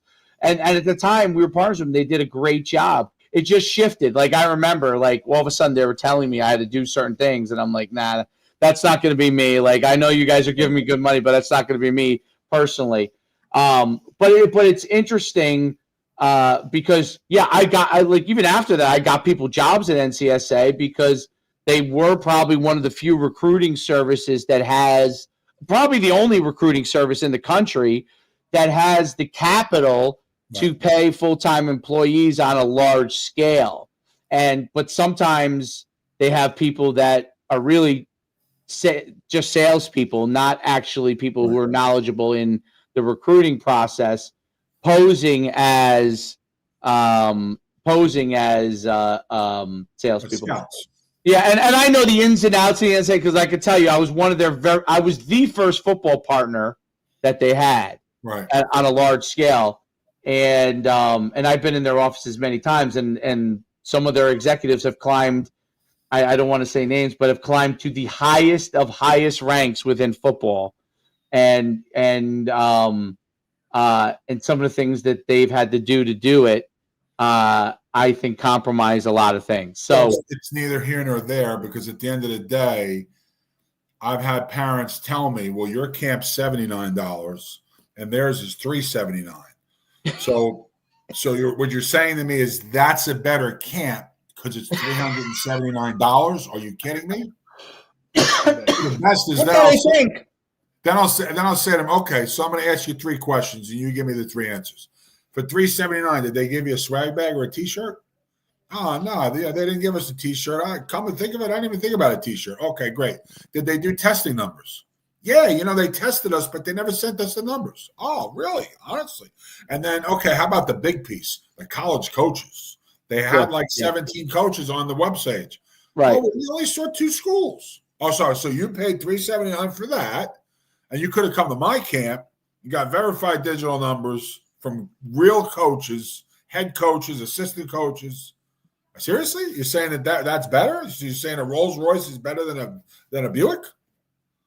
Well, I'll tell you something. I think Derek's here. We told the story. When I first left corporate and then started coaching high school, I sat at where I played at when I was in high school, Saddlebrook. Was my first assistant coaching job. And I decided I was going to run a speed camp for all the kids, for free. Right. And, because I was a track athlete, very high level. And I started coaching my father there. And I was like, I'll run, for any app. And I made it for free. How many kids signed up? You know how many? 0. So next year comes around and I'm like, you know what? I was already kind of starting to, I'm like, I'll charge. I don't remember what I charged. Maybe it was like $99 or something. I'll run a speed camp and I'll charge $99, I had 150 kids sign up. So that tells you, by the way, it would have been the same speed camp, whether it was the one the year before, it was the same exact thing. But because I put a value to it, and this is Saddlebrook, which is middle class. Yes, it's not, you're not talking about, Franklin Lakes where everybody's wealthy and that's what they expect, right? I knew you were Lakes. I knew you were going to say Franklin Lakes. yeah. Of course. Well, what else is there to say? But yeah, Saddlebrook. Listen, you could make the shift out here. I thought you could have said Rumson.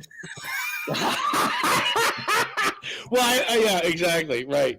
But that is part of it. There is like a psychological. Right. I get what I'm saying. That parents are cultured that if it's for free, it's no good. then it's no good. You know, where we grew up in an era that people did stuff for guys for free because they wanted really like it mattered. Yeah. And listen, and I can tell you this because I'm a volunteer coach because I coach my son's team. Right. You know, and people have more respect for me because I've been a coach in high school. But for the most part, you know, when it comes right down to it, like you're a volunteer, so you're not a paid coach. So if something ever did go wrong, you're going to be treated as such because you're unpaid, right? So that's the interesting thing, and so it goes to your point. There is some sort of psychology where, like, when they're comparing these things, it doesn't always make sense. No, but you're right that, like, some of them will value the fact that they're paying more than something that they're getting maybe more from that they're paying less. And you're right, it's the Rolls Royce thing. It's like, is a Rolls Royce a better car than? I mean, we were bringing in the same people that work at the NFL Combine. They were setting the same setup. Yeah, Mike Weinstein. Mike. Same one that is at the NFL Combine. And we were charging $150 less than the ones that were just doing handheld times. Yep. Some of them didn't even do handheld times. It was like, okay, that kid looks like he's 5'1". That kid, we really like that kid. He's a 4'6". Yeah. That kid's going to be a 5-star, so we're going to make him a 4'4". We're going to make him a 4'4", like random numbers and shit. So, you know, I just, for the life of me, I struggle with that. But once again, it's the same reason why they go to, like, if they could go to, I think this is the same exact rationale. If I could go to, let's say William Patterson held their prospect day, right? Right. And Rutgers held a prospect day, but they're not a Rutgers level recruit, but they'll all go to the Rutgers camp, okay, with no shot of being looked at because they think because it's Rutgers, that's higher prestige than, let's say, William Patterson within in the football space, and they'll go there and not get looked at. You know what I mean? So that's the other thing that, like, listen, the Division I colleges, they know that, okay, and they do it anyway. So a lot lineman camp with Chris Snee. Great guy at William Patterson. Yep. And we did it, and we figured we'd get 300 kids. And we did that camp at William Patterson, got like 35 kids. Well, they did, a company like that did a camp with a pro at Giant Stadium, but the pro wasn't as good as Chris. Like, Chris is a great guy. Great guy. Great guy. Was the other guy couldn't even touch Chris's shoes. But they did it at the stadium. They got over 500 kids, and they charged $300. That works. Yeah, that's one of the things I've learned in business. That's what I would say. That's one of the things that I did learn, which is the hardest thing. Like, for coaches and people who are coaches, it's the hardest thing because you coach because you want to get the kids better, right? That's where your heart is in it. And that's one of the things that's changed across coaching, by the way, even at the Division I level. Those guys are entrepreneurs themselves now. So, you know, it's become a business, and the things that, like, I always feel like it happens to me a lot in the back of my head. You know, I'm like, I feel guilty for charging X amount of dollars. You know what I mean? But if you don't do it, someone else who's not as good as you will. He's gonna. And they're going to get that client, and then you're going to be like, wait a minute, you know what I mean? Like, I know more than this person. I can help you more. And that's one of the strange things. And like, there's a balance of, like, what can you charge versus what you can't charge, like how much, what it could be. But there is a lot to that. And I think that it pervades, it's come all the way from the NFL down, right? Like, you go to MetLife Stadium, right? And there's regular seats, but then you could get the VIP experience, right? That's a totally different realm. Like, then you could get above the VIP experience when you're down on the floor level and you're getting all the food served to you as an elite, like, you know, customer of MetLife Stadium, right? So there's these tiers that have been brought into it, and now it's obviously in college, right? Especially at Division I level. It's in college. It's in recruiting. It's in how you hire your brand of college coaches. I mean, how many times do these guys make mistakes over and over again as head coach? Because are they hiring the best guy, or are they hiring the brand of that guy? You know, like hiring who that guy poses. I never thought Brian Kelly. I think Brian Kelly's a great football coach. Okay. I don't know about him as a person. I've heard a lot. I know a lot of people that know him that, you know, there's a lot of mixed reviews from that standpoint. I don't know him at all. But I never thought – I thought Notre Dame was a good fit for him. I never thought he would be a fit at LSU. But the brand of Brian Kelly's success at Notre Dame got him hired at LSU, right? And to me, like that's part of a lot of what's going on, even in college football. Some of these guys hire the right guy. Some of them hire a guy that they think is the brand that they think is the right guy. They think is the right guy, and it doesn't work out. And there's so much money in college football at the highest level. Obviously not at the division, but at the highest level, that they'll burn $80 million. Yeah, exactly. They don't care. They'll burn. Yeah. Jerry, we're the dumb ones, I guess. We're the dumb ones. You know what I'm saying? Like but they'll burn $80 million. You know, and I say, who's the next guy? Those guys who have been willing to do what they've done to get to the top, and obviously they're all, you know, to become a head coach at the Division I level, you have to be a great coach. It's just because you lose doesn't mean you're not a great coach. Right. Just you may not be the right fit at that place. But those guys are all great coaches. But I think they all look at it now when they get to the top level. Not a huge buyout. I'm going to roll the dice. If I succeed, if I don't, I'm good. I got $50 million. I don't got to work if I don't want to the rest of my life. If I do want to, obviously most of them are lifelong coaches. They'll figure out a way to get back into it. But they don't have to worry about one hit. You don't got to worry about money for the rest of your life. Right.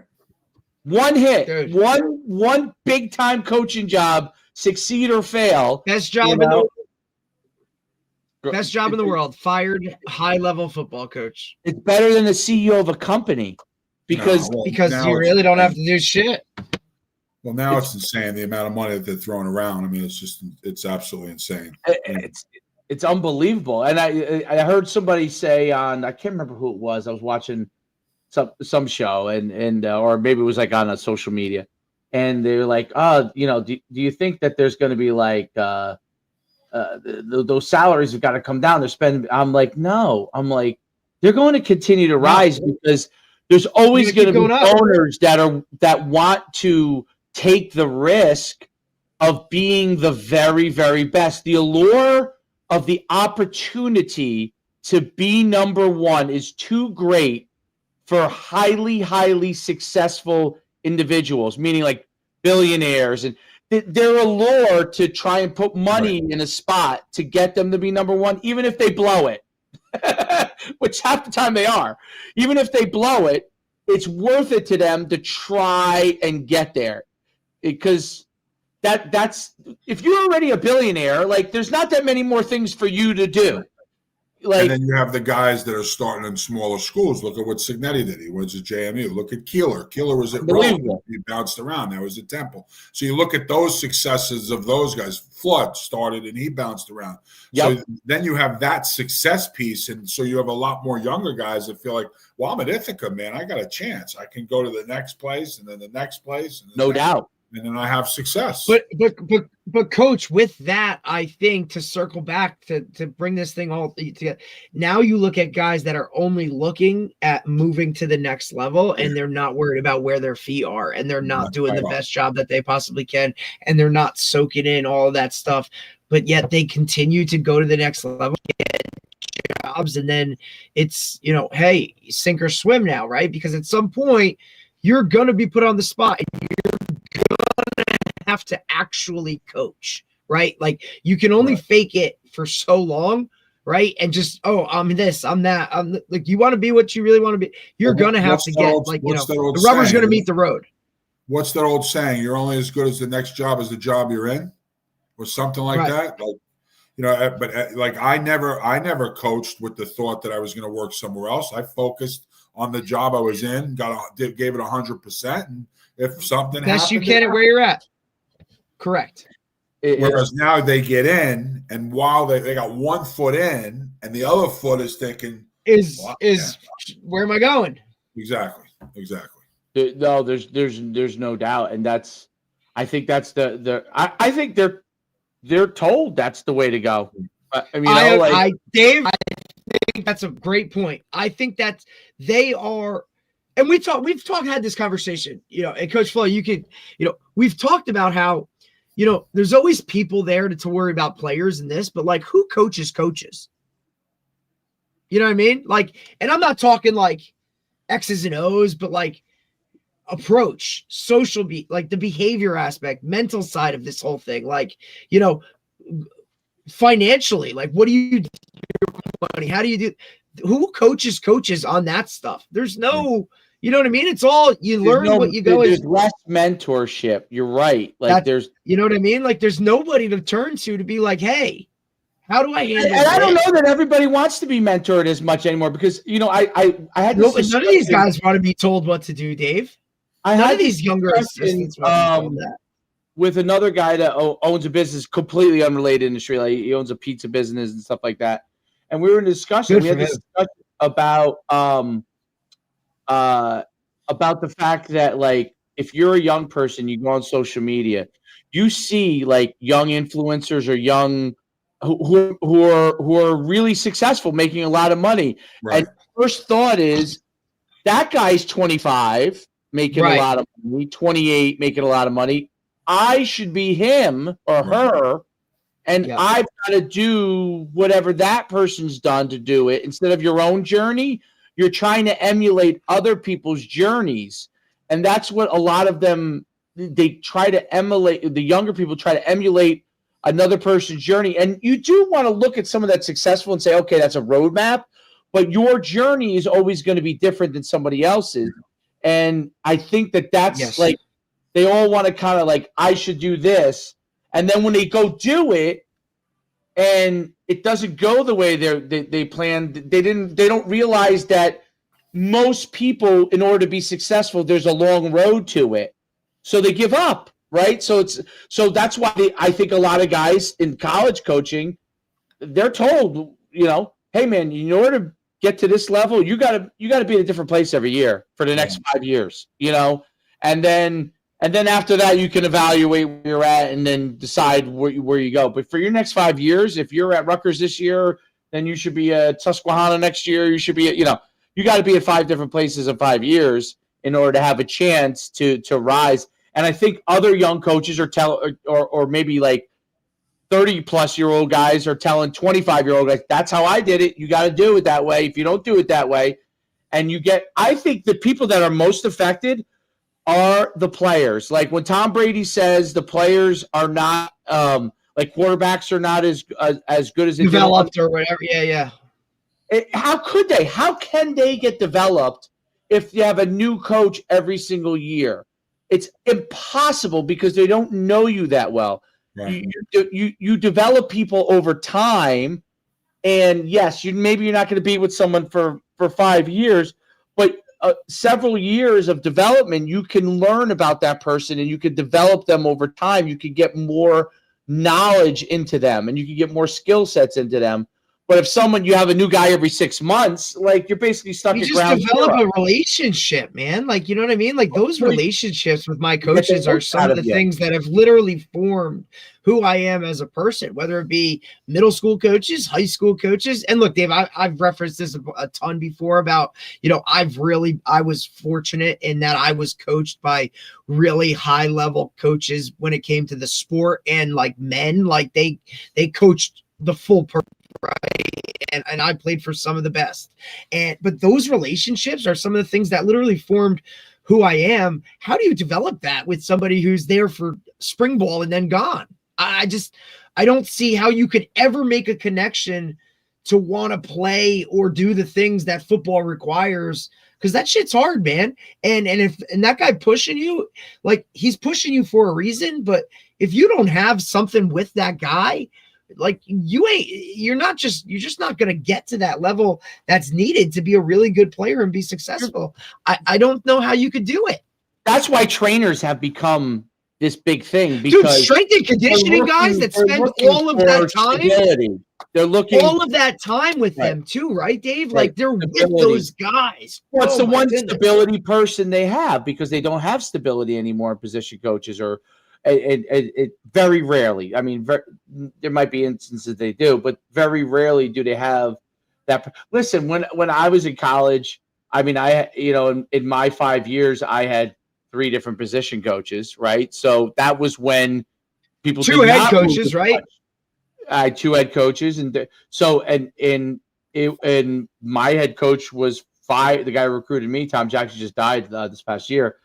He was 5. Actually, I think he's the second winningest coach at UConn. It wasn't that he didn't win; he didn't win enough. Right. And UConn was, by the time I was a senior, they were going to Division I the next year, and 2 years later. But they had the first class was the freshman when I was a senior, and they needed a guy like Skip Holtz to be able to take them to that next realm. So they didn't think Tom Jackson could do that. They thought Skip Holtz could do that, right? And it turned out Skip ended up leaving and going to South Carolina, and Randy Edsel ended up being the guy that did it. But it's compared to now, that's like child's play. I mean, that's child's play. But to your point, your original point, like who's supposed to do this? So like my coaching career would have changed if I had become a GA out of college. Right. Instead of staying where I was, my career path would have changed, but I wasn't around guys that could educate me on that piece. So like, for example, I had a kid that was a student worker that worked for me at William Patterson, told me one day, came in my office, said, "Hey, now this is same as a player." Say, "Coach, now I want to be a student worker." I said, "Okay, what's your specialty?" He goes, "I'm a video student. I'd love to do video." I said, "Great. You can do all the videos." So he filmed all the end zone shots of all the games. And slowly but surely, by the time he got done with me, we made him like our video coordinator. So he was on all the NJAC calls and he did all that stuff. I let him hire the staff. He ended up hiring 3 kids. They were all on work study. So I was big on because I didn't have that. So to your point, right. You didn't have any of that on staff, right? At William Patterson, like that wasn't a part of the kid. Right. No, my point, Derek, is I didn't have that cultivation coming out of college. So otherwise, I would have made the jump, but I didn't make the jump. So I was fortunate. I was fortunate to have between 8 to 10 student workers a year at William Patterson. That was my goal. Yeah. And I had different kids. I had a DFO. I had someone doing strength and conditioning, someone doing nutrition. Right. Like they all had different departments. Goals. So this kid in particular, a great example is Dave Maltese at the time, alum of William Patterson, was with the Giants. There was an internship program. Anthony signed up for it. I never forget, spring break, he went and interviewed for the job. He was on his way back to the campus. I was in the office. Dave calls me on the phone and goes, "So listen, we got to hire one candidate. I got 500 applicants. He's the first one we hired. We want to give him the job. He's that good." Because Dave knew that we were cultivating kids for the next step because that's our job. That is so he came back. We sat in my office, and he was concerned. He had a job in pharmaceuticals in Denver that he could go to, or he could live at home. Money job. Go to grad school and volunteer with the Giants. So I said, "Listen, I'm not going to tell you what to do, but if I was given this guidance when I was your situation, I'd go with the Giants then." Yeah, buddy. You could still live at home. Your mom and dad let you do that. You go to school. You at least say, and I said, if you do half of the job you do here for Dave, he's going to hire you. So he went. He killed it. I remember Dave calling me after a couple of weeks saying, "This kid's amazing." We put him in charge of all the interns. And he did such a great job. So unfortunately, when his internship was over, there were no jobs. So he was frustrated. I got him in touch with Coach Priori at Stony Brook because he was different guy was there than the guy that's there now. Yep. And he hired him as his video guy right on the spot. Used Dave's recommendation, mine, hired him on the spot. He's there for 2 months, Dave. I get a call from Dave Maltese saying, listen, we got an opening. He goes, we got a guy that just went to NFL Films. We have a job open. I said, I'm in. Can I apply for the job?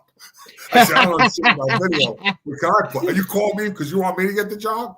He's like, no, I'm asking about Anthony. I go, I know he's at Stony Brook. I said, I'm sure he would love the opportunity. So he called him that night. Anthony calls me and says, Coach, I'm working for the Giants now. Like, there's no interview process. He just hired him on the spot. Right. But the moral of the story is, you know, in the NFL system, it's less years for a pension. So I think it's 3 years or 4 years or 5 years, whatever it is. He spends X amount of time in the NFL. He's in his late 20s and he leaves the NFL.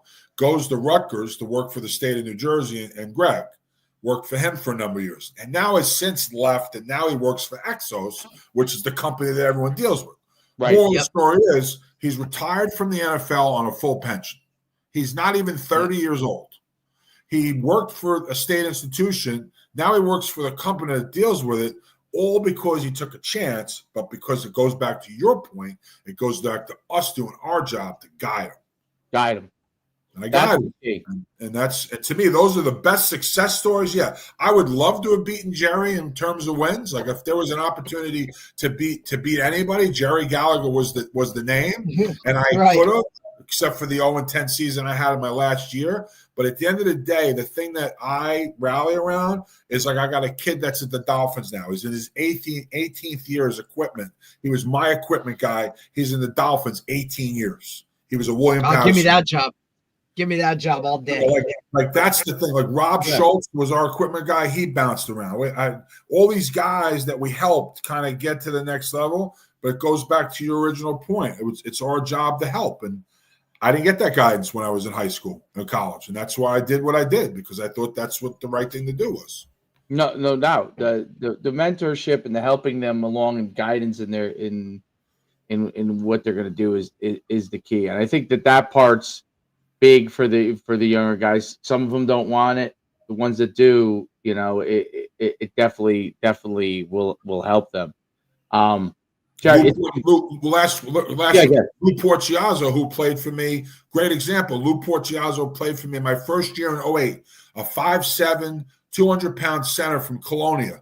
Like, you're talking about a guy that's a great kid, was a movement science kid, was a captain. I made him a captain, never played, but just a great kid to have on the roster. Well, he goes and bounces around U.S. Olympic Committee, Colorado State. Now he's at Michigan. He's been at Michigan for X amount of years. He doesn't work in football. He's like an associate director for performance. I mean, he was up for a job at Northwestern recently. They were going to pay him double. Michigan didn't want to leave. They paid him double. So he's like one of the top 5 strength coaches in the country, and he got a degree from William Patterson. All because of a conversation. I'm going to give you some advice. This is what I think you should do. Absolutely. That's to me, that's our legacy. That is. Yeah, absolutely. It's what we do for our kids. Dave, you just saw, Dave, when you went back, you know, to Palisades Park for your, you know, into the Hall of Fame, and what some of those kids are doing, you know, based off of some of those, you know, teams that you had, you know what I mean? Like the emails you get 5 years after you coached a kid, like, you know, hey coach, I just graduated, I'm getting married, would you come to my wedding? Like, you see the success stories and what you put into it. That's what keeps me in it, you know, because there are some days when it is tough and you're trying to go through it and you're just saying, dude, like, and you try and tell them too, though, right? As a high school kid, you know, their whole life is centered around this sport right now. And you try and get them to see the big picture. Like, man, just understand, like, this is a blip on the radar of your life, right? Like, I know it feels like this is everything right now, but it's not. And I know you hate me right now for making you tuck in your shirt or for, you know, pushing you to this level or whatever little shit it is. But at the end of the day, man, like, I'm telling you, you're going to thank me, right? Because some of the best coaches I had were guys when I was playing that I couldn't, you know, you couldn't stand them because they pushed you to a level of discomfort that really, like, formed and shaped who you were. And that's like, so this is a calling. Coaching is a calling. I don't think you can force yourself into it. Like it's just there.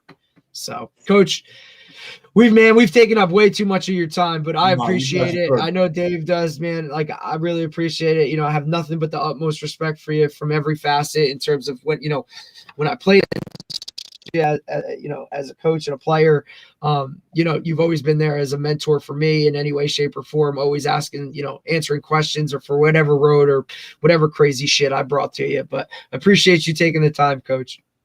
Yeah, no, this is great. Now I get the whole D&D concept. Like you guys, like you should be D squared. Is what you guys should do, man. Let's definitely stay in touch, and if I can help you guys any way possible with anything, and we can, do something together, I'd love to. But this has been great. I'm honored. Honestly. No doubt. Thanks, definitely. Coach. All right, Coach. Have a great day. Yeah, you too, guys. Take care. All right. Take care, buddy. Thank you, Coach. Yep. That was phenomenal, dude. That was really, really good stuff. I mean, I haven't talked to Coach Flora in a long time. I've been in touch. You know what I mean? I know you were in touch. Well, I know when he was at William Harrison, obviously, that was of course coaching. And he always listened, and even just from like that program itself, right? Like Jerry Gallagher, Frank Glazier, I know it. I've known it for the longest time because my father is an alum. But right, that's right. Yeah. You're talking about like he graduated, never graduated, but he played there in like the early '80s, but like even he would say like, because we look at it and we're like, man, it's like in Wayne, it's in northern New Jersey, like there's a shit ton of Division III football players that are pretty good that should be able to go there and win games. But they've just never really like fully invested in football, like being like a staple of the school itself. And that's what I think ultimately hurts them. Because at the end of the day, they're always going to be, behind a Rowan, behind a Montclair State. Like kids are going to choose those two schools over Willie all day, every day. And with Kane in there, you know what I'm saying? Like, it's just kind of one of those things. And you always say it best too, like, kids that live close there don't want to go there because that's not going away to school, Like it's kind of like Monmouth in the Shore Conference. I think that's like, kind of like that too. Like guys don't want to go to Monmouth, like because it's their backyard, even though there's really good players that could play there. No, he's always been a really good coach, man. And he's a line guy. And listen, you look at some of the guys that have been on his staff. I mean, they're doing things, right?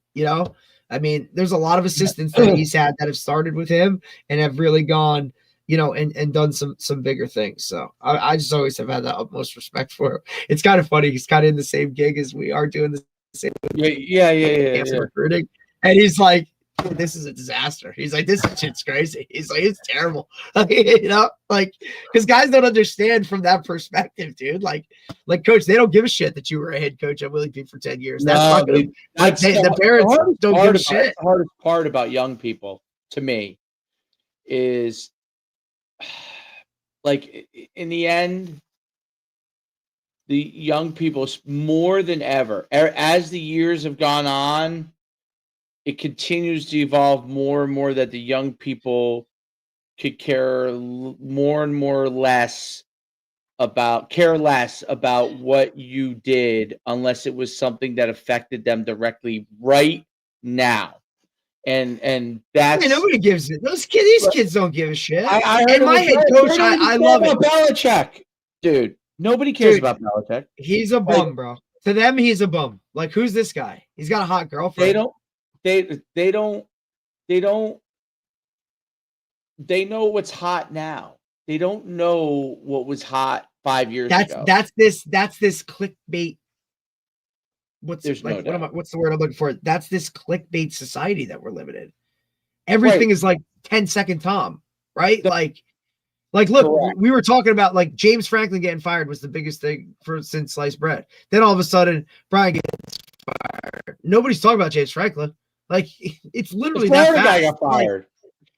Like, nobody gives a shit because why? The LSU guy got fired. Like the next day. So the Florida guy got fired. And that's, to me, my number one job, by the way, that's open. I'm taking Florida over LSU all day. Sorry. LSU, if you're a good coach, you will win a national championship.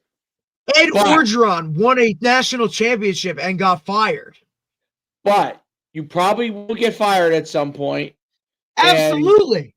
And you will have a tremendous rise and possibly a tremendous fall at LSU, because Louisiana is the coolest place. Well, you've talked about Louisiana a lot, and it's one of my favorite places.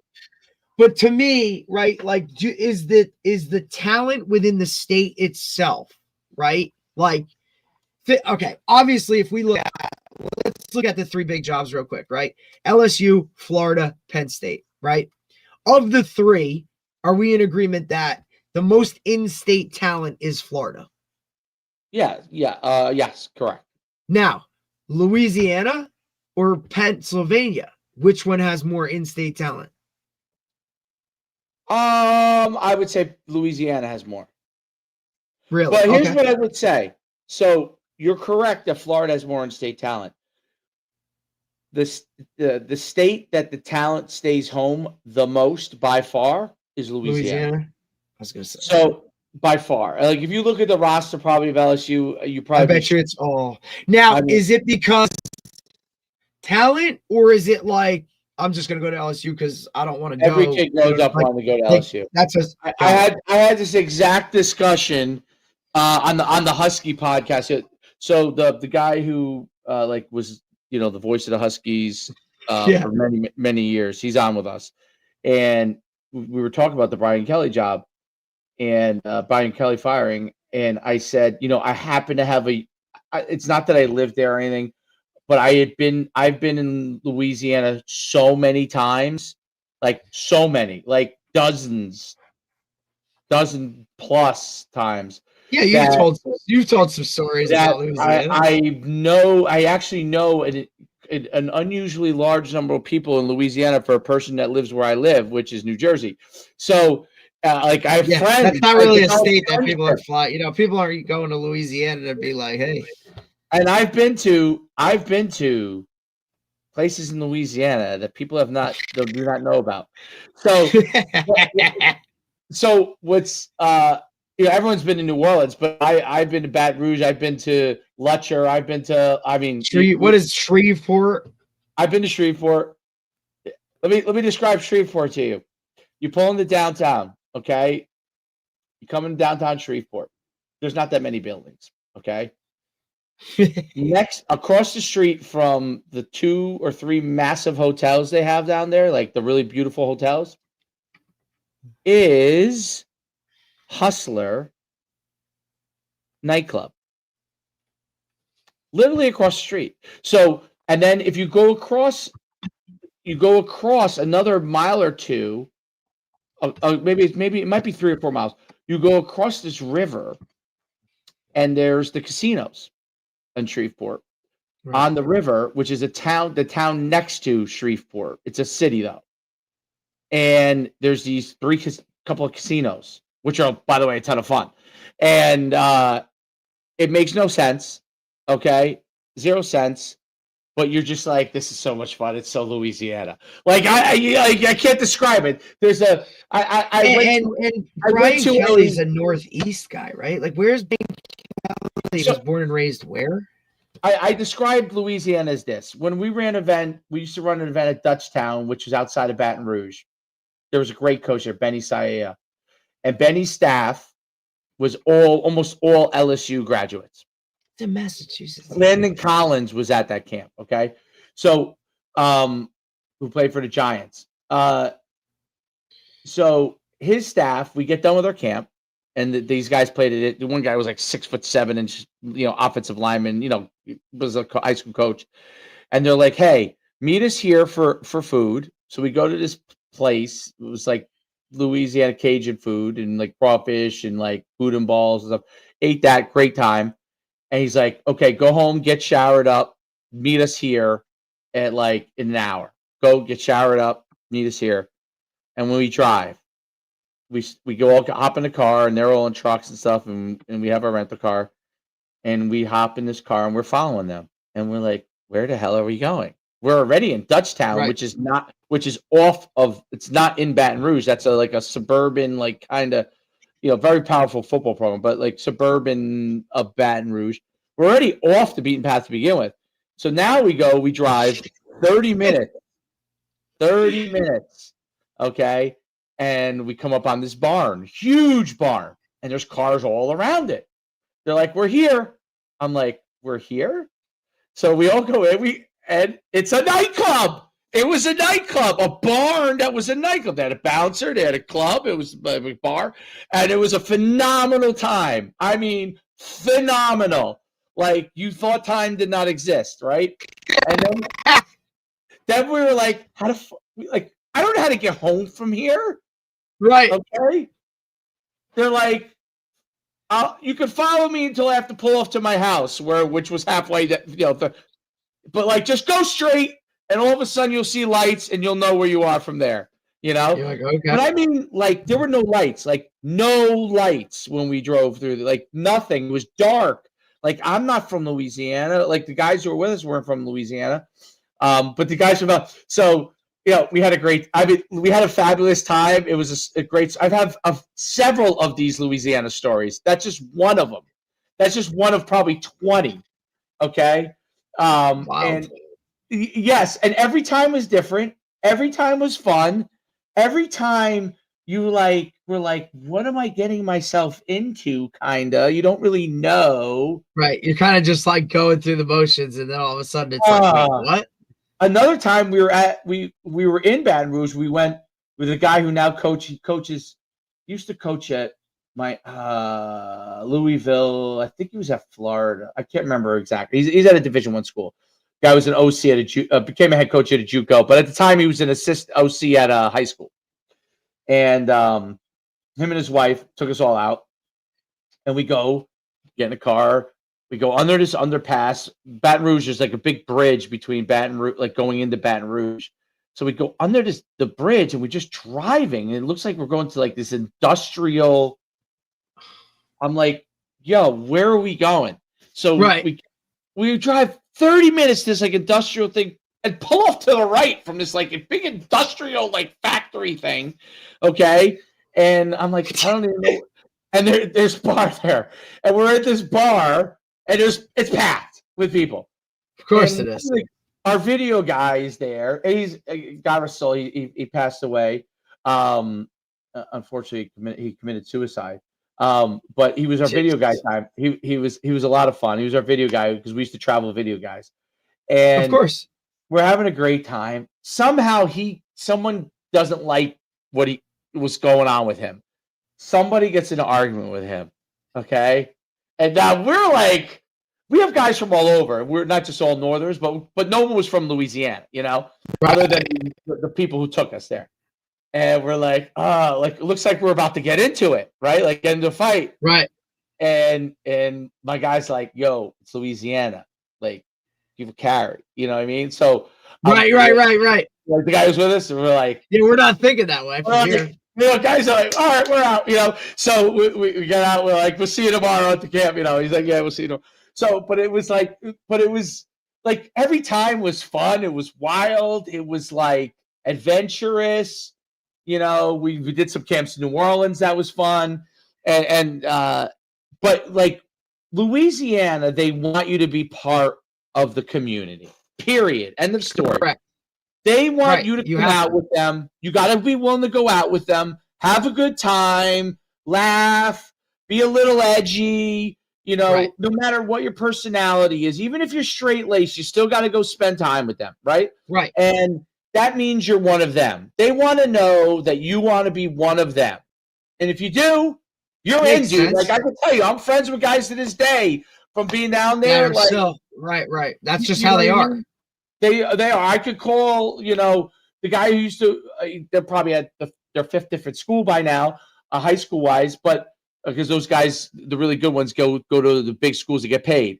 And, I could call him up right now and be like, hey, these guys are legendary coaches now. Like when we were with them, which is 15 years ago, they were at the beginning of their career. Now they're legends. I knew they were going to be legends then because they were good then, but now they're legends, right? They're legends in Louisiana. And I could call them up and they would be like, hey man, if I can't host a camp, I'll tell you where you can go. Like that's who they are. That's how they are. And that's how, that's what makes Louisiana unique and awesome. And, but also tough. But also tough, right? Because now, if you're not willing to do that, you're going to have a hard time. If you are willing to do it, you get in and you're loved. They're like family. Then they could also turn on you. You know what I mean? So that's it. Like it's take the good with the bad. I think it's a great place to be a head coach. You just have to be understanding that you got to know the culture. It's that Cajun culture, that French culture, that American culture. It's all of it mixed into one. And different. It's totally different, but totally awesome. But it's not for everybody. Absolutely not. It's an acquired type tape. Well, it's you would like I never thought he was the right fit there. You would love it. You know what I mean? Like, never thought he was the right fit to do that or be there. No. You would love it. Like, Nick Saban, amazingly, is a great fit because it's the same reason why Nick Saban fit in Alabama. Alabama has a lot of similarities from that standpoint. Like, they want you to be part of the family. They want you to be part of what they're doing, Right. And Nick Saban understood that assignment at LSU. He understood it obviously at Alabama, which has more tradition than even LSU. And that's why people are like, "Oh, is Nick Saban going to get offered the job?" I'm sure the last one they might offer him the job. I don't know. He ain't taking that thing. Absolutely not. No way. But I could see them offering him the job. Definitely. Because he understands it. Like, and the transfer portal there, like, when you go their facilities, I don't know how they are now, but I remember how they were. I mean, I had never seen anything like it. I'm not just talking about like football was great, unbelievable. Stadium's unbelievable. The freaking tigers outside the stadium, Derek. I know. There's a live goddamn tiger, dude. He's a live tiger. He's got his own. That's why they always talk about playing there on a Saturday night is a really difficult place to go. Dude, the tiger lives right outside the stadium, dude, in his own zoo environment. It's unbelievable. But you go and you look at like the basketball facility, the track facility, the baseball gymnastics. Jesus, they were leaking stuff today that he was messing around with a gymnast. What the fuck are you doing? Wait, what? Really? Who was Brian Kelly? Brian Kelly was messing around with one of the gymnasts. That's why so many articles was like, somebody should pay this gymnast his buyout money because they just saved LSU a bunch of losses by messing around with him. Well, I guess Belichick started a trend. Old guys with young women. So Bobby Petrino. Yeah, well, Bobby Petrino was an innovator. But Belichick started the originator. The originator. He was the originator. He was the OG. Belichick just took it to a different level. Yeah, he took it to a different level. Bobby Petrino was way ahead of the curve. He was so far ahead. Way ahead of his time. He's like, yeah, let's throw this chick on the back of a motorcycle. This is a smart move. Bobby Petrino, he's back, by the way. He's back calling plays for fucking Louisville. Bobby Petrino. Can't make it up, buddy. Sometimes all right. Can't make it up. Are we on tomorrow? Tomorrow, 10 a.m. Yeah, tomorrow, 10 a.m. We have Chris Kerr, who is the director of sports performance of hockey at Liberty University, and he uses Tony Holler. It's sprint-based hockey. Really? Yeah. So, and he's a Jersey cat, so he's all juiced. Okay, dude.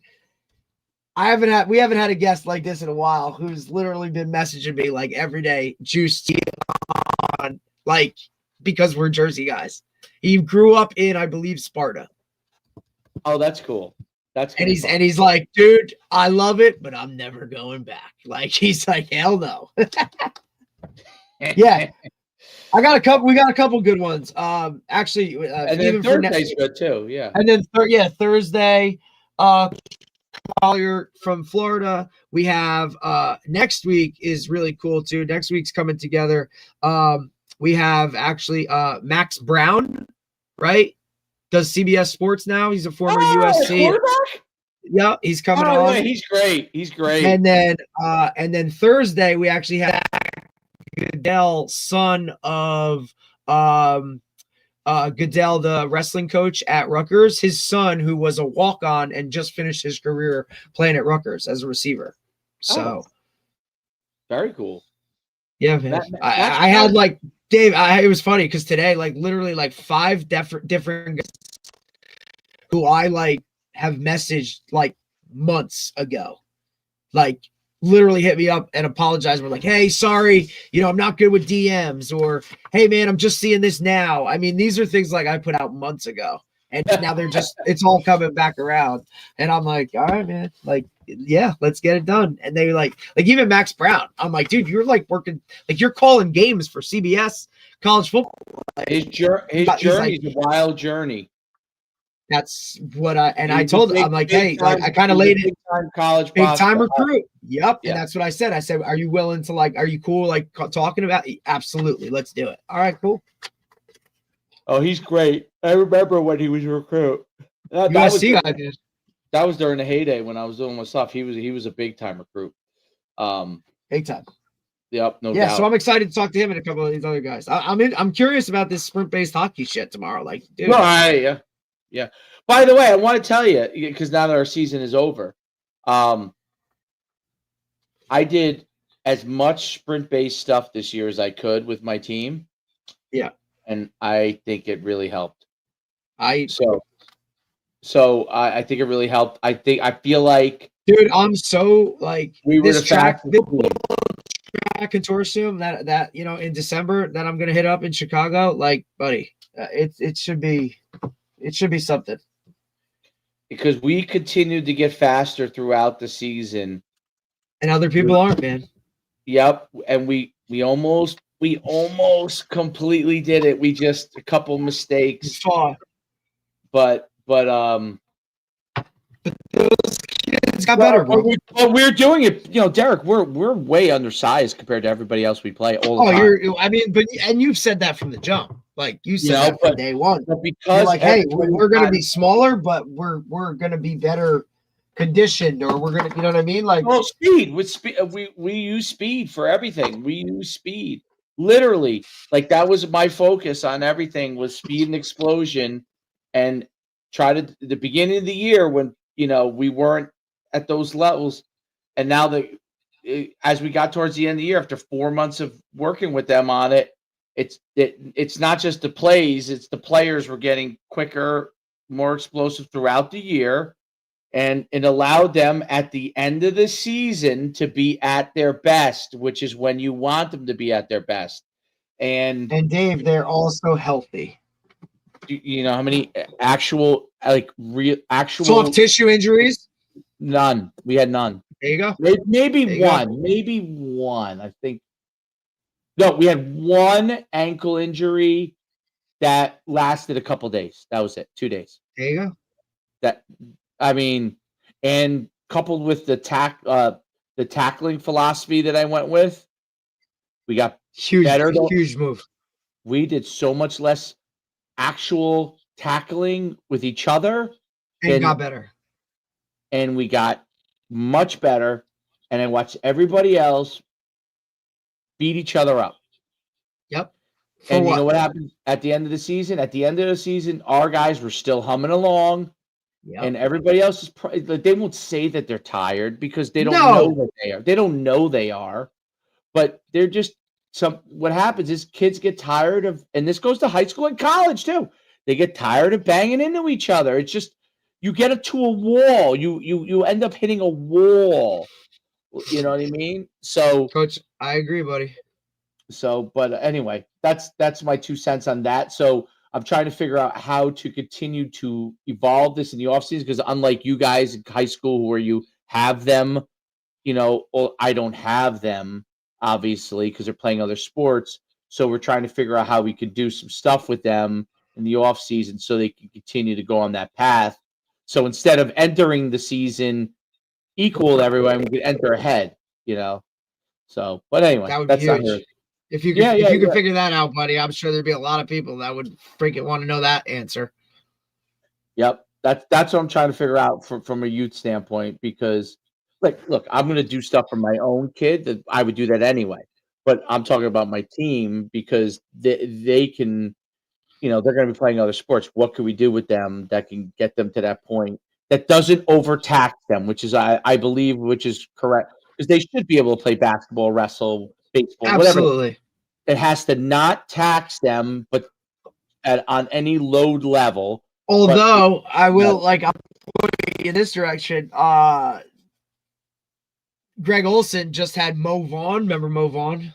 Yeah. Oh, yeah. Yeah. Just had Mo Vaughn on his podcast, and Mo talked about, hey, man, if you're not a single sport guy, I think you're falling behind. Interesting. And he's got a 13-year-old baseball kid, obviously. But, yeah, that was what I listened to this morning. What was Mo Vaughn himself? Was he a single sport athlete himself, or was he a? No, I think he played 3. He probably was that, right, because he was that talented, right? Correct. And he said the same thing to Greg, like, hey, you played 3 sports, but he's like, this is a different era with the training and this. And that's what he said. Parents just want guys to play games. He's like, but I look at my 13-year-old son, with baseball, and it's, 2 days of hitting, 2 days of strength and conditioning, 2 days of games. That leaves 1 day for him to just whatever, you know what I mean? He doesn't have time to play other sports. Yes. I do. It was a different take and an interesting take. I think for baseball, yes. If baseball is going to be your one, 100%. You know what I mean? And we could dive into this whenever, but I'm just saying, I just thought that was a different take. But I think because baseball is the one, I think it's a different perspective, right? Well, and Greg said, he's like, look, we were all in the correct. But he said, Greg Olson was like, hey, we used to all be in the same boat, right? When we went from football to basketball, none of us had shot a basketball since the last time we all were together shooting a basketball. He's like, now there's 3 other kids that have only been shooting a basketball, and we're coming from football. And then when we went to baseball, none of us had picked up a glove or a bat since the previous baseball season. But now there's 8 kids in the starting lineup that have been doing baseball while you're doing basketball or while you're doing football, and they're getting better and you're not, and it's like, you're right. He's not wrong. You know what the solution is? But people would be like, this will be the solution, by the way. The solution is going to be down the line. You're going to be taught by AI in 1/5 the time that it takes to go to school now. So what does a kid in high school go to school now? How many hours? 8, 7, 6? What is it? 6? What are they in there from? You figure what, 8 to 3? You will get the same learning in 2 hours. And kids who are athletes. This is it's all going to go to this. Not all. I should say all. A lot of the elite or athletes are going to go to this eventually. They're going to have AI teaching them the things that they need to learn faster than they would learn it in school. And will have more time to train in whatever they're doing. Just like the old gymnastics model. The old gymnastics model. That's what's going to happen because of AI. You're going to be able to learn faster in shorter time, and that'll be interesting what will happen. But the one thing that Mo Vaughn definitely is right on, this is the truth. It is way more competitive than you could ever possibly imagine. 100%. Way more competitive. And yep. I'm not just talking about New Jersey. I mean, I look at the South. I mean, I'm like, oh my God, do these kids even go to school as much as they're training? Doubtful. At all. I don't think you can do all the things they're doing. Listen, I got to tell you this before I let you go. I think you'll find this funny. I have rewatched what Gabe Kemp used to do when he was younger, because he's ended up being so quick with his feet. The greatest thing about him as a football player is his foot quickness, right? And I'm watching all these things, and I'm like, you know what? Shoot, I'm just gonna start doing those things with my son. And Might as well. and you know what? Because I'm like, you know what? If you don't develop quick feet, like You got nothing. you got nothing. Like I could develop speed over time and still not have quick feet, right? So Correct. I could develop a sprinter per se, but they may not have quick feet for a sport like football or basketball. So I said, you know what? I'm going to develop quick feet. I'm like, Gabe Kemp was, or I guess his dad was onto something. Amazing. You know, so I'm like, I pulled up the stuff and I wrote it all down. I'm like, these are good. These are the drills I like, and these are the drills I think can work. So it is amazing. You could always learn. You could even learn in the reverse fashion from someone Damn right. much younger. Because when you see someone succeed in that, and obviously he has a lot of talent. There's no doubt about that. Well, that's the Yeah. I mean, that's the kicker. But you know, they're like what you train your body to do is what you'll do. So. You Yes, can get sir. better at it. Like, I don't know, you know, I'm taller than you, so it's going to be hard for me to turn over the way that you could turn over in the short run, but I could train to get better at it, to get Correct. closer to how fast you could turn over, And right? that's his only sport, right? I think that's his only sport. Yeah, I wasn't sure. I didn't know. Is that all he plays? Maybe he runs track. I think that's it. Maybe. I mean, I'm sure. I would like to see if he did something else, but I mean, I know. I know it's a hell of a start to the career. Oh, and you got Mid-North, Mid-South, first round of the playoffs. Oh my God! So they're playing each other and Thanksgiving. Yep. When is that game? Friday night. Oh my God! At South. I was gonna ask you. I was like, I'm buddy. going. I'm gonna go to that. I don't know which side I stand on. Right down the middle, bud. That's it. That's in the middle. Obviously, we would, if we go to public school, we'd be going to South. So I know somebody. I know both. Oh, you know who I saw yesterday? I saw Killian and I can't believe it's Ryan. Yes, Ryan. The quarterback. No, or not the receiver. The receiver. Is he playing? They're both hurt. Oh, well, they're young. Ankles. Yeah, like it was one had something on the leg, but I was in there because we have that's where we practice Mid-South basketball. Okay. So I'm there and I'm just, you know, whatever drill we're doing. They're like, Coach. I'm like, someone talking to me? I turn around, it was them, you know. I was like, oh my God. That's awesome. They're like, how's it going? I'm like, oh, great, you know. You're like, oh, great. Of course, people are always perplexed. How do you know the high school players? I'm like, well, I see them. I'm like, you guys coming back in the spring? What's up? They're like, they're like, we're thinking about it. I'm like, do you think it helped? And they're like, yes. Well, there you go. You know, proof is in the pudding, boys. Let's get you guys back and rolling. But yeah, no, it's that'll be interesting. I got to go to that game because both have like they're both like the same. You have Pinelands, right? No, who do you have? Yep. Pinelands, and he's making a big stink about he's 6-3 and should be in the playoffs. So he's like making a huge fuss and like trying to get all the media or whatever. Listen, I'm good with that. Like, good. Have your team focused on that so we can come in and, you know, do what we hopefully do and then collect equipment and be done. Oh, all right. I'll see you tomorrow. See you in the morning. You got it.